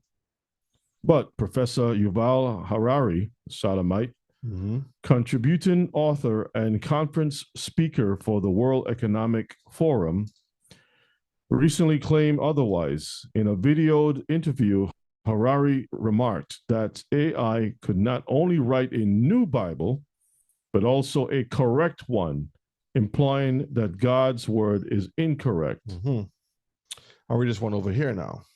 Harari told Pint that AI is, quote, the first technology ever that can create new ideas. AI can create new ideas, can even write a new Bible. He went on to say, throughout history, religions dreamt about having a book written by a superhuman intelligence, by a non-human entity. That's about it, right? Every religion claims our book. All right, so let me play this video here now. So you see, Mishpachah, where they're pushing for the control and to rewrite the scrolls that we have, to change everything. The whole goal is to remove the Most High. New Bible, huh? Let's look at this Bible here. Again, fair use, fair use. Everybody is upset with the Bible that we have, even Israelites. We are probably one of the last generations of Homo sapiens, because in the coming generations, we will learn how to engineer. This is the gentleman that we just was just writing this right here. This is him right here. I talked about him before. He's an Israeli, a Jewish person of descent, and he's also a sodomite, and he's an atheist also. He's all of the bad stuff. Yeah. Bodies and brains and minds. Now, how exactly will the future masters of the planet? Doesn't it look like the Caesar Borgia digital picture version. in the back? Yeah. Okay. Look like? This will be decided by the people who own the data. Now, why is data so important? It's important because we've reached the point when we can hack not just computers, we can hack human beings and other organisms. Now, what do you need in order to hack a human being? You need two things. You need a lot of computing power. That's the Stargate. Stargate, yeah. That's why they have to build these huge facilities to have this power. And you need a lot of data, especially biometric data. That's why they've been collecting for years. Facebook. Give me some. Facebook, Twitter, Instagram. They started from way back in MySpace. Give me some more. I mean, all of them. All of the platforms. And your Fitbit, yes. All of the things that you use, it has been collecting this data, so it can be put and inputted into the Stargate when they have it. But control of data might enable human elites to do something even more radical than just build digital dictatorships. By hacking organisms, elites may gain the power to re-engineer the future of life itself. Because they don't want the future that the Most High has placed. Esau is going to be a stubble, and we just read some things that the Most High displeased in certain people, and they don't like that. So they're trying to rewrite their future. Because once you can hack something, you can usually also engineer it. All of life, for 4 billion years, dinosaurs, amoebas, tomatoes, humans, all of life was subject All the same thing. You throw all in one cesspool. Your dinosaur, tomato, human, it doesn't matter. To the laws of natural selection and to the laws of organic biochemistry. But this is now about to change. You hear what the guy's talking Science- about? The laws of nature, laws. They always want to mess with law. Okay, this is lawlessness. All right, continue on. Is replacing evolution by natural selection with evolution by intelligent design. Not the intelligent design of some god above the clouds, but our intelligent design and the intelligent design of our clouds, the IBM cloud, the Microsoft cloud. These are the new driving forces of evolution. Stop. When he used the word some god, it's a derogatory point he's making. Because he didn't use some cloud when he was referring to AI technology and so forth. But when you use the word some, it's like you're just, belittling the Most High. Yep. Okay. Yep. Continue on. And at the same time, science may enable life after being confined for 4 billion years to the limited realm of organic compounds. Science may enable life to break out. So the demon technology and demon witchcraft is gonna allow you to live on forever. Into the inorganic realm. Humans are now hackable animals. The whole idea that humans have, they have this soul or spirit and they have free will and nobody knows what's happening inside me. So whatever I choose, whether in the election or whether in the supermarket, this is my free will, that's over. Free will, that's over. That's over. Over. Today, we have the technology to hack human beings on a massive scale. So those are tests again. When you see mass shootings and you say, why would this person do this? They said the guy had a perfect job. He was happy at home. He had no problems. But all of a sudden he went on a rampage and shoot hundreds of people at a concert.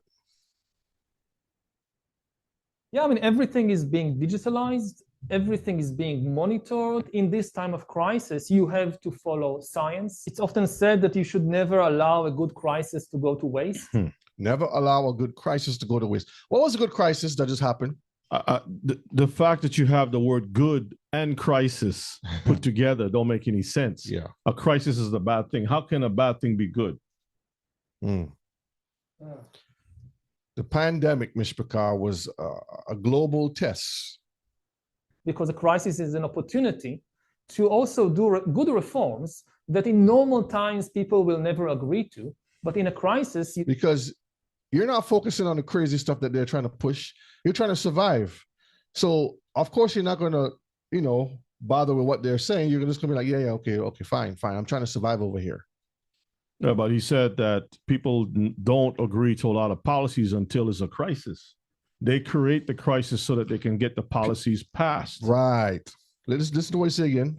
People will never agree to, but in a crisis, you see, we have no chance. So let's do it. Vaccine won't help us go the to vaccine the test, of course. will help us, of course. It will make things, more manageable. Surveillance. People could look back in 100 years and identify the coronavirus epidemic as the moment when a new regime of surveillance took. See, they're telling you. Yeah. I'm not telling you.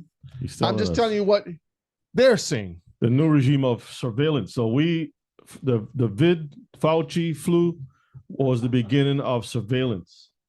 Yes.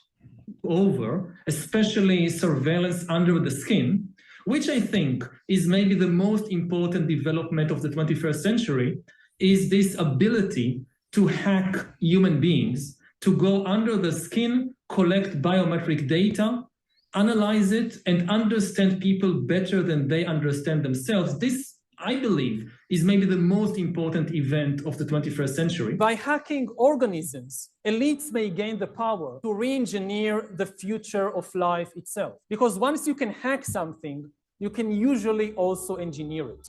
Natural selection. Engineer means to do what, Mishpachar? Modify, change. is replaced by intelligent design. The era of inorganic So the New life World is Order probably is not even outside external, it's internal by changing the order of life from what it was before into something different. This is why the Bible tells us, if it were possible to deceive the elect. You see, because when we stick to the Torah, we're not going to accept this. But when we stay away from the Torah, we fall right into this and we become their subjects. natural selection is replaced by intelligent design. The era of inorganic life is now beginning. In the coming decades, AI and biotechnology will give us God-like abilities to re-engineer life and even to create completely new life forms. We are about to enter a new era of inorganic life shaped by intelligent design. Our intelligent design. So inorganic means what, Mishpachah? Not of the flesh. That's what they're talking about. Okay. Let's look at this other video here. You're letting us know right in front of our faces, huh? The only thing God managed to create are organic beings. See, so the Most High created organic beings, meaning things that can live and die, flesh and blood, plant matter. Okay. All these trees and giraffes and humans, they are just organic. But we are now trying to create inorganic entities, inorganic life forms, cyborgs, artificial intelligence, and so forth. If we succeed, and there is a very good chance we will, then very soon we will be beyond the God of the Bible. You see that? You hear that? They hate the Most High. Let me play it again, because it's not my words. Then very soon we will be beyond the God of the Bible.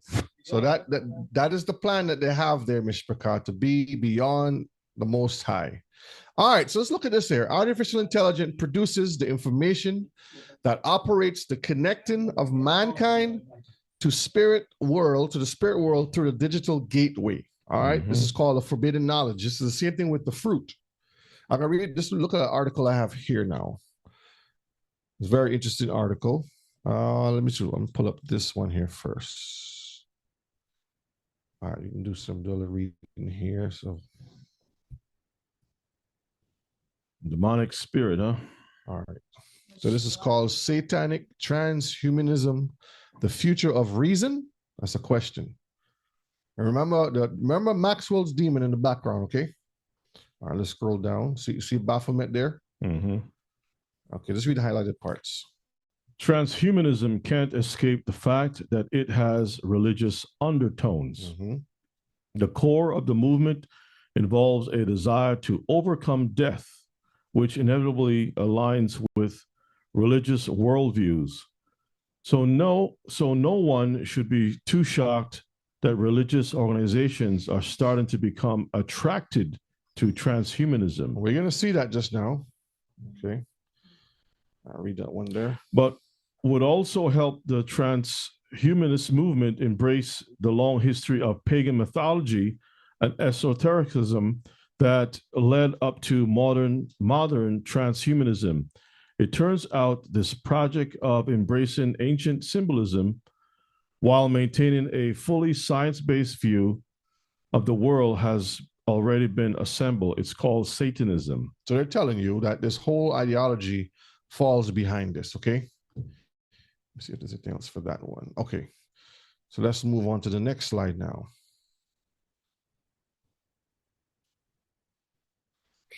Artificial intelligence is information given from demons. Remember I said that in the first time I ever did the AI versus the Most High.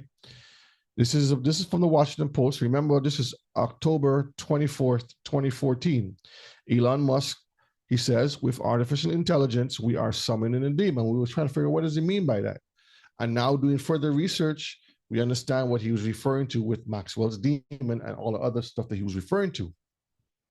Artificial intelligence will control the lives of mankind. This is what that guy that we just saw a while ago, Yuval Noah Harari, argues that AI has hacked the operating system of human civilization. That's what he's saying here. And then artificial intelligence will have full global control over mankind. Mm-hmm. The conflict between democracy and dictatorship is actually a conflict between two different data processing systems. AI may swing the advantage toward the latter, and that latter is what? Dictatorship, he's saying. So the ability to control everything. Revelations chapter 12, verses 9. Let's read this one first. And a great dragon was cast out, that old serpent called the devil and Satan, which deceiveth the whole world. He was cast out into the earth, and his angels were cast out with him. So these demonic forces are at play, Mishpachah, controlling everything. Revelation 16 and verse 14. For they are the spirits of devils, working miracles, which go forth unto the kings of the earth and of the whole world, to gather them to the battle of that great day of Elohim Almighty. Now, if you read the verses before that, it spoke about unclean spirits, which are three, like frogs, three of them. How many people were standing next to Trump from the tech world that's supposed to make this Stargate thing come to pass? It was three, Mishpachah. Three people. Now, I'm not saying that there's a connection, but perhaps it's something for us to keep on the table and take a look at. Very interesting, yep. Take a look at for when it comes to the future, because these three gentlemen, if I can even use that word, has a great stake as billionaires in this whole Stargate process. So here you have this guy who speaks. He acts as a lamb sometimes, right? But he speaks like a dragon. Yeah, powerful. Whatever he says, people all of a sudden starts kissing the ring. And now he got three people that's going to be trying to get this thing done. There's a lot of little things that we ought to keep our eyes on, and so we're not making any predictions. All we're saying is that watch and see what's happening. Okay. Yes, Mishpachah. Yes, watch. Pay attention. So the little boy's asking, "Are you my father?" When he's looking up. 90% of brain growth happens before, they say, kindergarten. 90%. So what does that mean? Psalms 58 and verse 3. The wicked are estranged from the womb. They go astray as soon as they be born. They go astray as soon as they be born. Speaking lies. So they create all of this world of, or this digital world of chaos, which then I call a digital prison. Jubilees 15 and 31. And he sanctified it and gathered it from amongst all the children of men. For there are many nations and many peoples, and all are his. And over all have he placed spirits in authority to lead them astray from him. So the Most High is the one doing this. He has put it in these people here to go astray as soon as they're born, to create lies. Okay? So you can see what is happening here. Now let me pull this up here a minute. Let's see. Let's play this video here. Actually, let me see. Hold on. I'll go to the next slide first, and then we'll play the video. All right. Children of the devil. So they're saying, Mishpachah, these are the brilliant minds of today. Look at these people. Let me see if I can make it a little bigger. How can I make it bigger? Let's see. Harari looks like the guy, what's his name? He passed away some time ago, the guy in the wheelchair. Yeah. So I can make this a little bigger. He was supposed to be the smartest guy in the world or something like that. I think it's good enough. Yeah, I want people to see the faces of the most brilliant people. Here we go. Okay, right here. All right, so let's start to the top here. They say this guy is a brilliant mind. Is his mind brilliant? Well, it depends on who you ask, right? All right, let's go on to the next one. Zuckerberg. Musk. Bozo the clown. Jeff Bezos. The Fauci. flu. Harari. I don't know who that dude is. These are all brilliant minds. That's one of the tech guys that stands next to Trump. Forgot his name. These are all. So wait a minute. Yeah. I don't see anyone looking like us. No. No. This is Maxwell right here, over here to the left of the screen. And everybody said this is the most brilliant mind, Einstein. And this is Maxwell's buddy over here from Europe. And these are all Christians. They all call themselves Christians, good old Christians. There's Tesla. Okay. He's the brilliant mind. There goes Mr. Jobs or Job, or we want to call him. These are all the brilliant minds, Mishpachah, that they claim to have of today. It's madness. Let's read the book of 2nd Esdras chapter 8 and verse 27. Regard not the wicked inventions of the heathen. So we're not supposed to be going after these wicked inventions. Don't worry about that. But the desire of those that keep your testimony in afflictions. So we're supposed to focus on brotherly love and those who keep Torah. Don't go after the devil's seed, the devil's children, Mishpachah. They all have one goal, and that's just destruction altogether. All right, witchcraft is the use of alleged supernatural powers. That's what they say, of magic.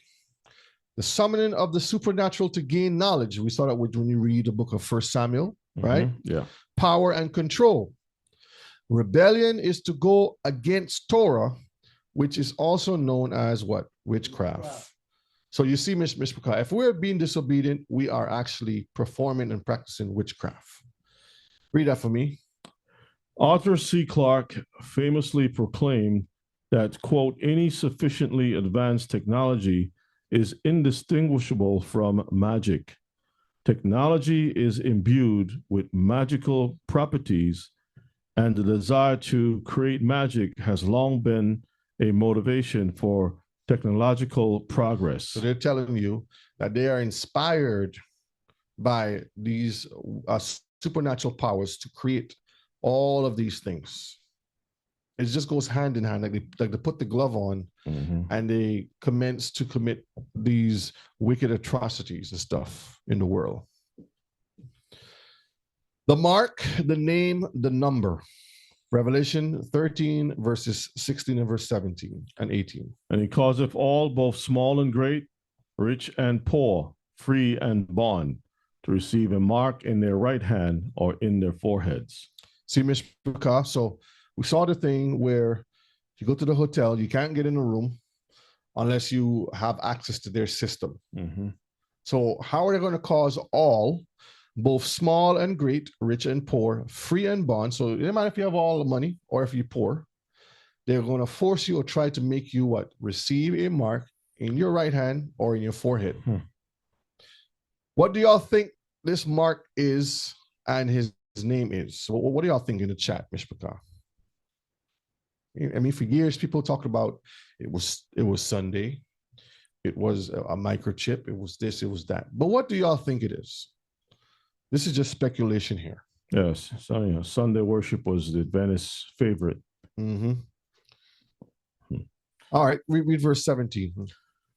And that no man might buy or sell, save he that had a mark or the name of the beast or the number of his name. So we can't buy or sell. We can't do no transactions without either a mark, a name, or a number. 18. Here is wisdom. Let him that have understanding count the number of the beast. For it is the number of a man, and his number is 666. So they will tell us, Mishpachah, it will be revealed to us very soon with a name, a mark, and a number. Just pay attention and watch. They're creating an image right now, and that image is going to force us to have a mark, a name. See, because he wanted to be like the Most High. The Most High named us after him, Israel. Yeah. He put his Ruach upon us. Some Israelites teach that the mark of the beast are tariffs that one country would put over the other.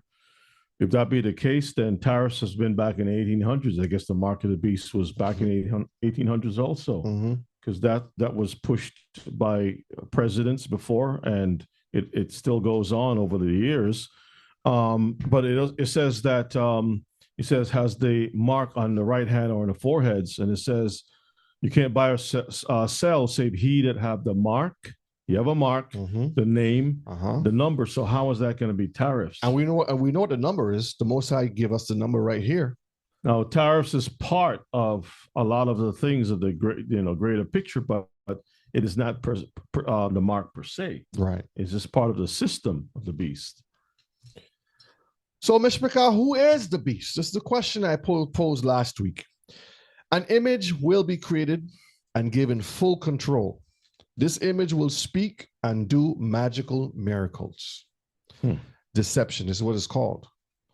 This image will have the knowledge of demons and the ability to mimic the Most High. They will have the ability to mimic the Most High. A system like we have never seen. Once this system goes online, the three woes will occur. Woe, woe, and woe. The system is about to go online. They're building the system right now. This is why when he came on the scene, he says, we're going to start building Stargate. Matter of fact, we already start building Stargate. So they're telling you, Mishpachah. And in the news, it says that China is building a new, almost like the Pentagon headquarters that's 10 times larger than the Pentagon here in the United States. Why would you need to build a Pentagon, a Chinese Pentagon, right? Right. That's 10 times larger than Pentagon itself. All right, let's read this slide here. It says, I'm gonna read the slide. Esau still wants to have total control because that's what the whole goal is, to have total control. Using his blessing of the sword to make and create super soldiers that uses artificial intelligence to power them in time of war. This is one of the things that they're trying to push. We have been seeing this for generations in movies such as Marvel and DC and other war movies. Plenty of movies out there. The one with Tom Cruise where he keeps going back with some alien technology. He can go back over and over until he get it right. And there's so many much more. All right, let's look at this article here. Some very interesting things in this article here. And then I'm going to play a video just now. All right, why AI, magical technology, doing the work of gods? So this is what they say. So this is the picture here that they have. See the picture here? That's the God. Uh-huh. Not the Heavenly Father. Who is this guy right here? This is Tony Starks. And in the Marvel, he is what Tesla is to in this world. Is basically what it is. Okay. All right. And there you have Batman over here. So you have the Marvel and the DC, and you have the Greek pantheon of gods. All right, just read the highlighted parts for me. Our current technological trajectory towards creating an artificial superintelligence is seen by many engineers and entrepreneurs as the next step of evolution of life on Earth. That's why they keep pushing the superhero narrative. Okay. All right, read the. This is what we read earlier about the technology being inspired with magical properties. All right. All right, read it from here. Records and stories of thinking machines can be found going back over the past 3,000 years across ancient civilizations. There are accounts from ancient Greece, India, China, and Egypt of mechanical automata created by both gods and men. This desire to create a non-human, thinking, conscious machine that is the equivalent or in excess of human intelligence has a history that goes back to the origins of understandings of technology. The current technological culture that is aiming to create AGI, artificial general intelligence, has many roots that reach into metaphysics, magic, and the times of gods and monsters. That's the Maxwell demons and stuff. Go ahead.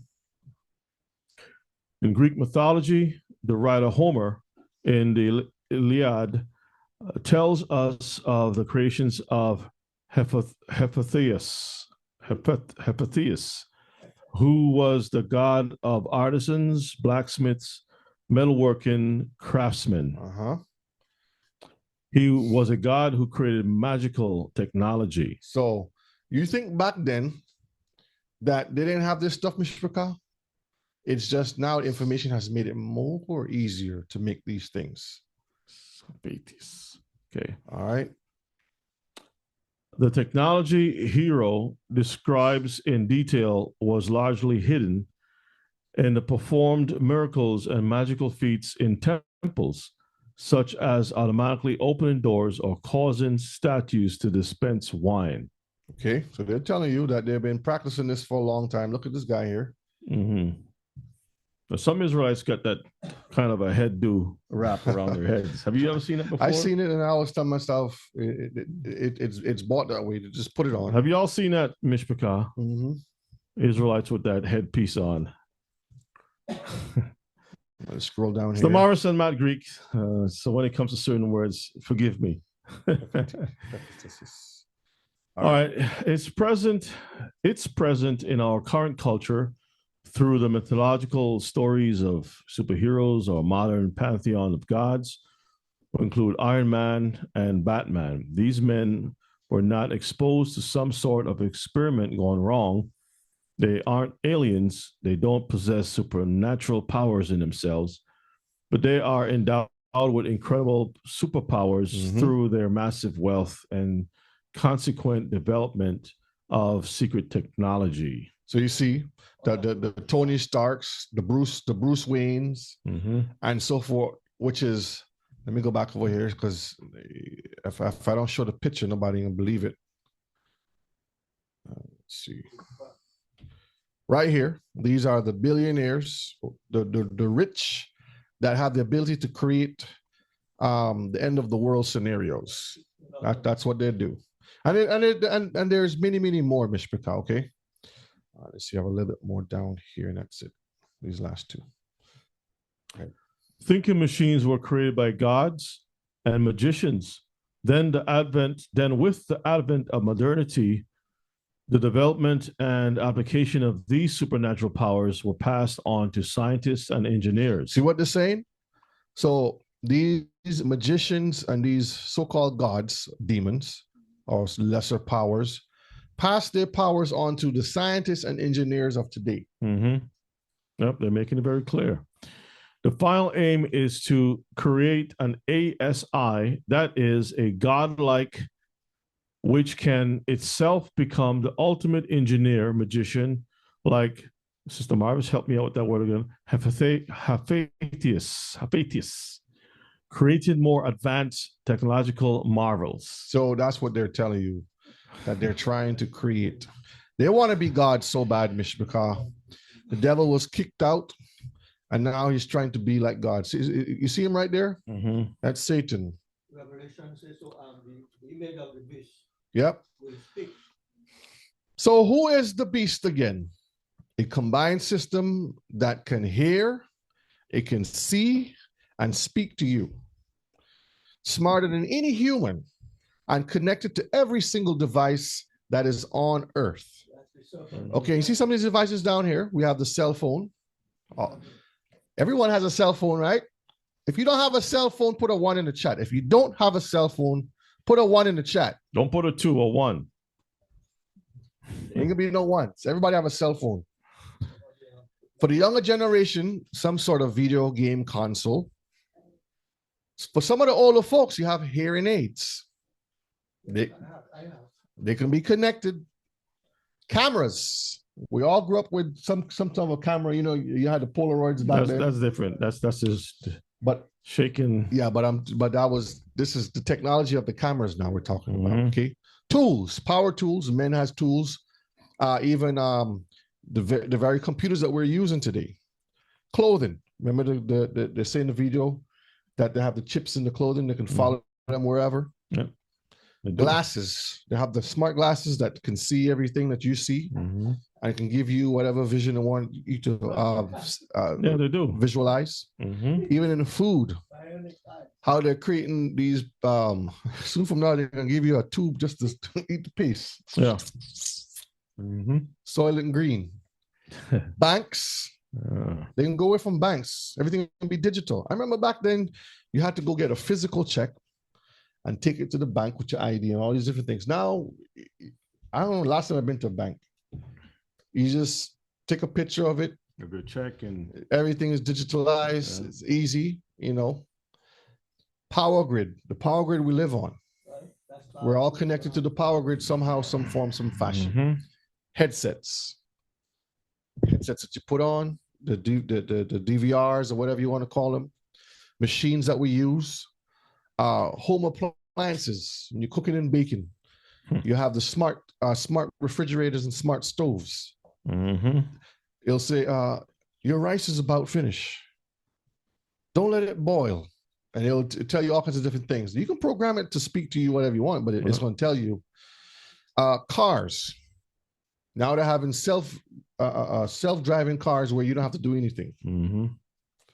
The water you drink, animals that we have today, you know, medical devices that we use, smart watches, smart dust. All of these things, Mishpachar, are setting the stage for this beast who will hear, see, and speak to you. Read this one from up here. This is from the Medium.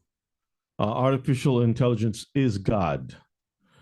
In this view, humanity's development of artificial intelligence technology is not the genesis of a new entity, but the unveiling,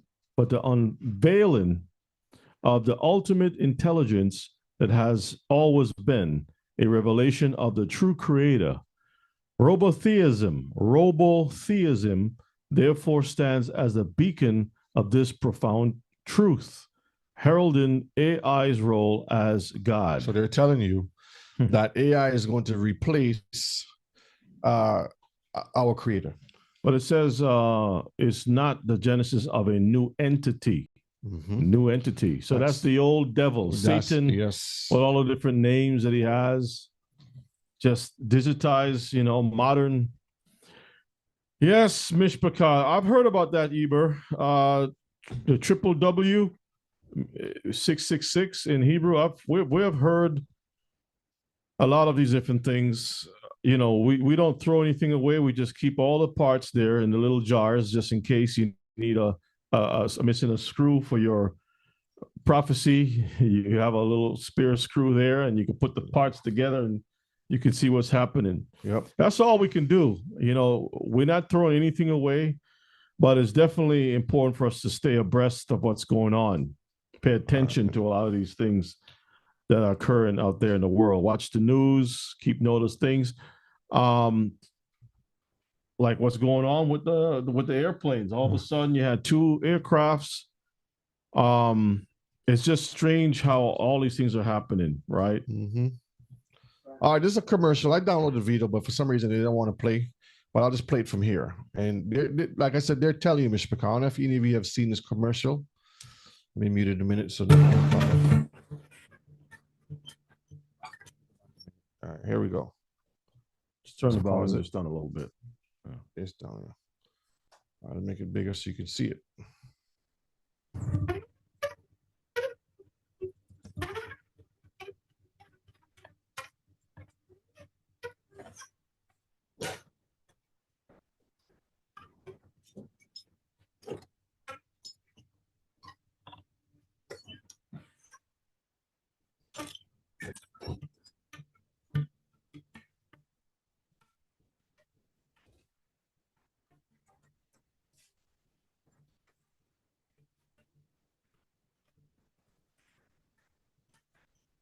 So the cameras are following people everywhere. This is an Apple commercial, but don't let it fool you that it's about Apple. All devices are doing this.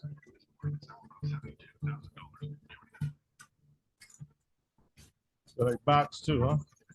That guy looks like Dracula himself. Owls. So I just pause it there, but they're watching everything you do, Mishpachar. Okay, that's something to pay attention to. All right, let's move on to the next slide here. They have these new AI functions, or basically you can let me see if you can find it. Basically, the VPN, which is supposed to help prevent your information from being monitored. But the problem with that is that it slows down everything. Well, so when you're trying to find something, search for something, you take it off. No. When you're trying to find something, you can't find it as fast. It just drags out the rendering of the information. It slows down everything. So it forces you to just remove it. Yeah. And go back to the old system where you can get things up real fast. So they know what they're doing. They know what they're doing. All right, here you go, Rebbe. You can text with Jesus. Okay. Okay. So who is the beast? Controversial new AI app allows you to text with either Jesus or the devil. See what it's saying here? Where tech and spirituality converge. So how do you know when it is Satan's time to speak versus Jesus? All right, let's look at the video and see. Okay. Right. Let's pull this one up here. Elder, are you gonna text Jesus, Elder? No. Would you chat with the devil for $2.99? Listen to this. Have you heard of the application called Text with Jesus? No. App called Text with Jesus says users can talk to Jesus, Mary, and Joseph. See, you can talk to Jesus, Mary, Mark, Luke. Who you want to talk to? You want to talk to Paul?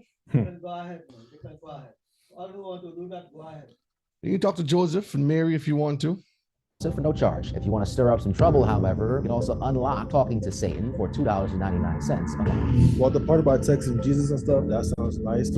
The youth, it can be good for us because people don't read the Bible nowadays anymore. What benefit do I receive for texting the devil? If Jesus Christ were here, what would you like to ask him? When are you coming home? What can I do to get to heaven? Most of the characters that you can speak with are actually dead. Do you believe it's possible to communicate with the dead? People of the Bible status, yeah, why not? They're in a different spiritual realm. We can take time to get to be in through meditation. Contrary to popular belief, we cannot communicate with them. Ecclesiastes 9 and verse 5 says, "For the living know that they shall die, but the dead know not anything." So I want to share with you the great controversy. And we stop there. Adventista. Yeah, that's Adventist. But I just want to show you that one clip. Let's go to another one that actually goes into a little more. So Adventist is pushing some things, huh? Yeah.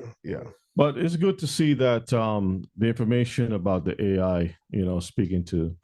So it's one app, and you have the choice of clicking to talk to whichever who you want to talk to. Mm-hmm. But basically, you're talking to the devil all the time. Yeah. Hey everybody, Sean here, and I hope you're doing well. Yes, you read that title correctly, so let's jump right in. And special thanks to Kyler Farron for sharing this. What a crazy world we live in. The amount of absurdity we are seeing today is mind-boggling. This reminds me of a movie called Time Changer. Now, not a high-quality, awesome movie by any means, but very interesting from a Christian perspective. A Bible professor from 1890 travels to present day with a time machine and is shocked by how irreverent to God the world has become. Just think about how much blasphemous garbage there is now compared to 133 years ago in 1890. And today we reach yet another level of crazy that nobody would have imagined even 50 years ago. A new AI app that allows people to text with Jesus and even Satan for just $3 a month. You can $2.99. You can talk to who you want to talk to. You don't have to go and find. You don't have to dress up, Rebbe, put a cloak on, and go talk to the Witch of Endor. Right on your phone for $2.99. You can reach out and you can talk to the Witch of Endor. Well, that is the Witch of Endor. The app is the Witch of Endor. Yes. Garbage on your phone. I say garbage because that's what it is. The way the site promotes this is that a person is actually speaking with Jesus and saying thank you to him. It shows the examples of someone asking a question about feeling anxious, and quote unquote Jesus answers by quoting scripture about not being anxious. Wouldn't it be just as easy to Google, what does the Bible say about being anxious? Hey, what do you know? We get the same verse. And you didn't need to waste your money or thank an AI Jesus. Yeah, Brother Akin, they say Jesus is dead. So you can text Jesus because he's dead. For it. So no, it's not surprising that some are calling this blasphemous. You can chat with all sorts of biblical figures. I mean, there's no chance that AI could misquote or distort passages like it did with the Pirate Bible. You ever heard of the Pirate Bible? I gotta look that one up. There, they even admitted the text isn't always perfect.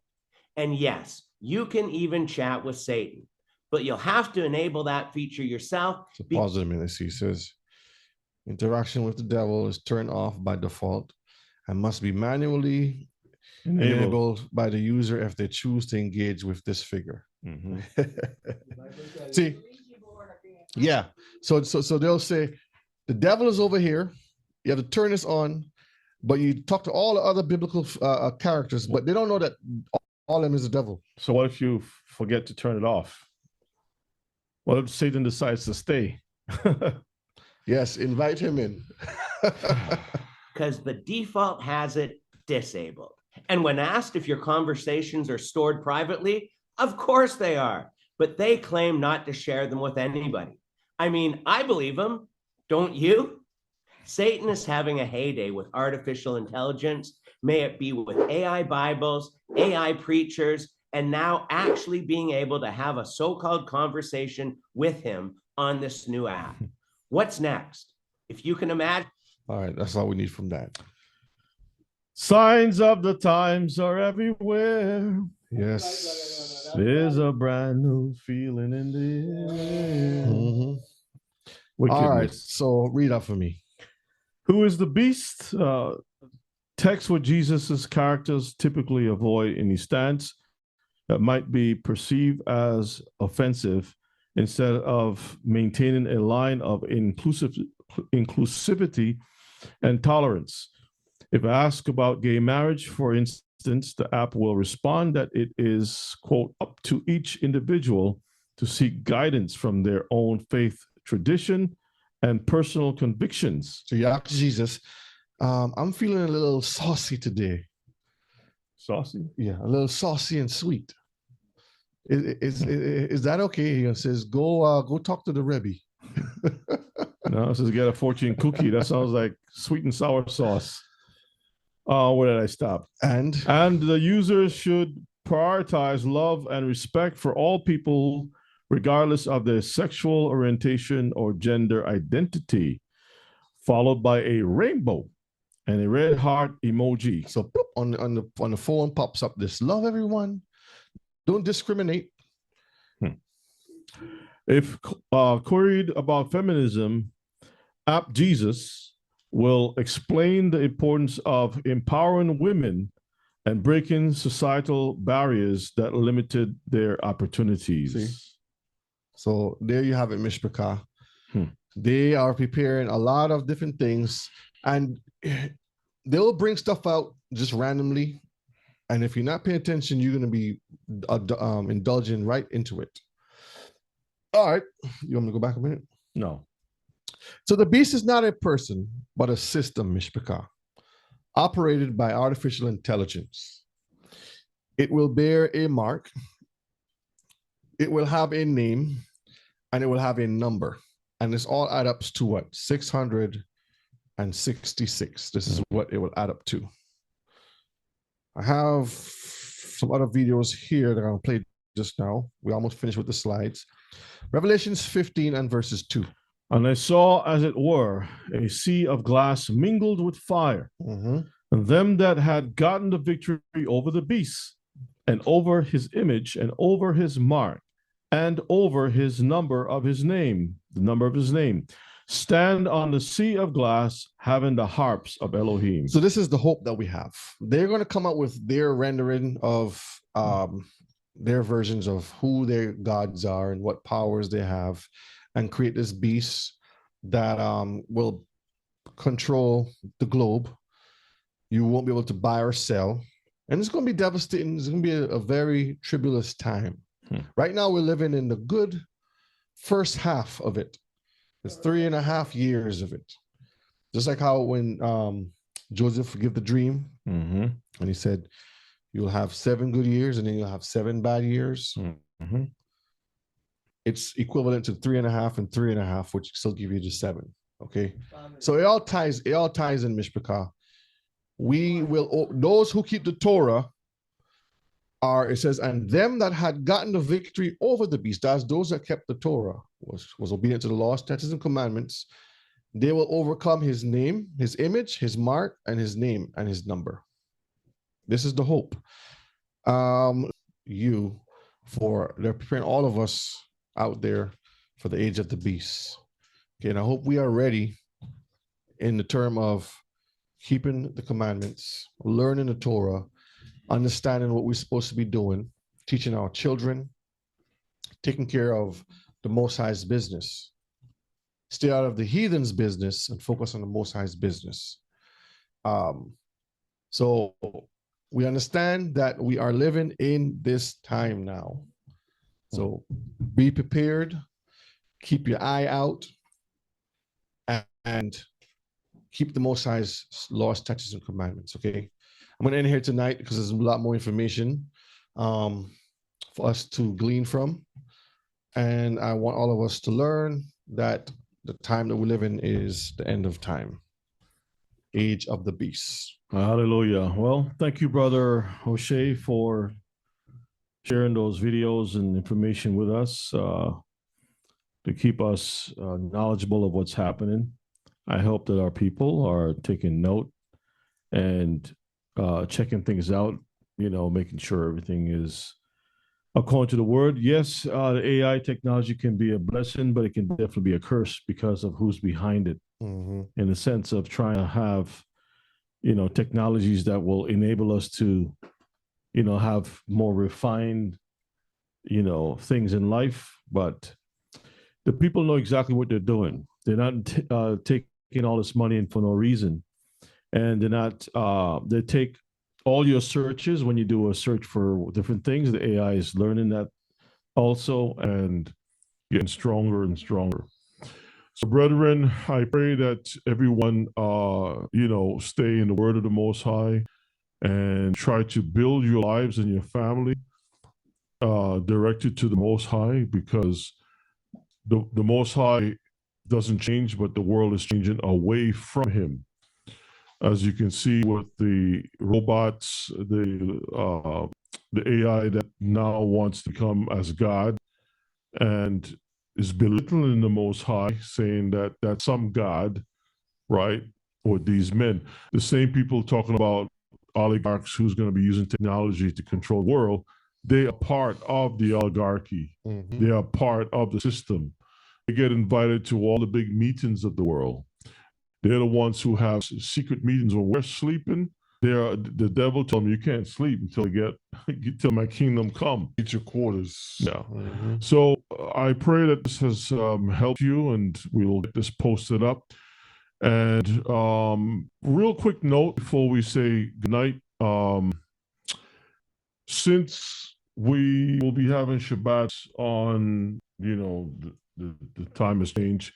We may do shift the night's class to Saturday night live for about a month or so. We will see how that goes. So love you all. Stay strong, stay sharp. We'll ask Ella to close up with prayer. Continue to pray for each and every one of us, especially for our children, because they're the ones who are ignorantly being led like lambs to the slaughter. They don't have an idea. They think all these things are good for them. The smart cities, the smart life is actually making us more dumber and separating us from reality. So with that said, Elder, do you mind rendering tefillah in the name of our King? All praises to the Most High. Heavenly Father, we want to say thank you for tonight. It's getting more interesting, Lord, each and every time that our teachers come. The words getting more interesting. We can really see that you are coming, Father. So we ask you to make the time shorter. We bless you tonight. We praise you for all of us that participate. I pray that all of us have learned something very good and keep us going and going for stronger and stronger. Bless our teachers, Brother Yana, Brother O'Shea. They bring the words tonight. We pray that they may continue to give them the words, that they too will bring it to us. Help us to have a good night rest. Dismiss us with your blessing. Those that are not feeling well, we ask you to pass your hand upon their bodies or however they feel, Father, you can make difference by touching their bodies and work a miracles, that all will be healed and give thanks and praise. Help us all and give us a good night rest, because we thank you. Ask it through your Son, we pray. Amen. Amen. Let the words of our mouth, meditation of our hearts, be acceptable in your sight. Oh yeah, our strength, our Redeemer. All right, Mr. Carr. Shalom. Shalom. Lalatov. Shalom.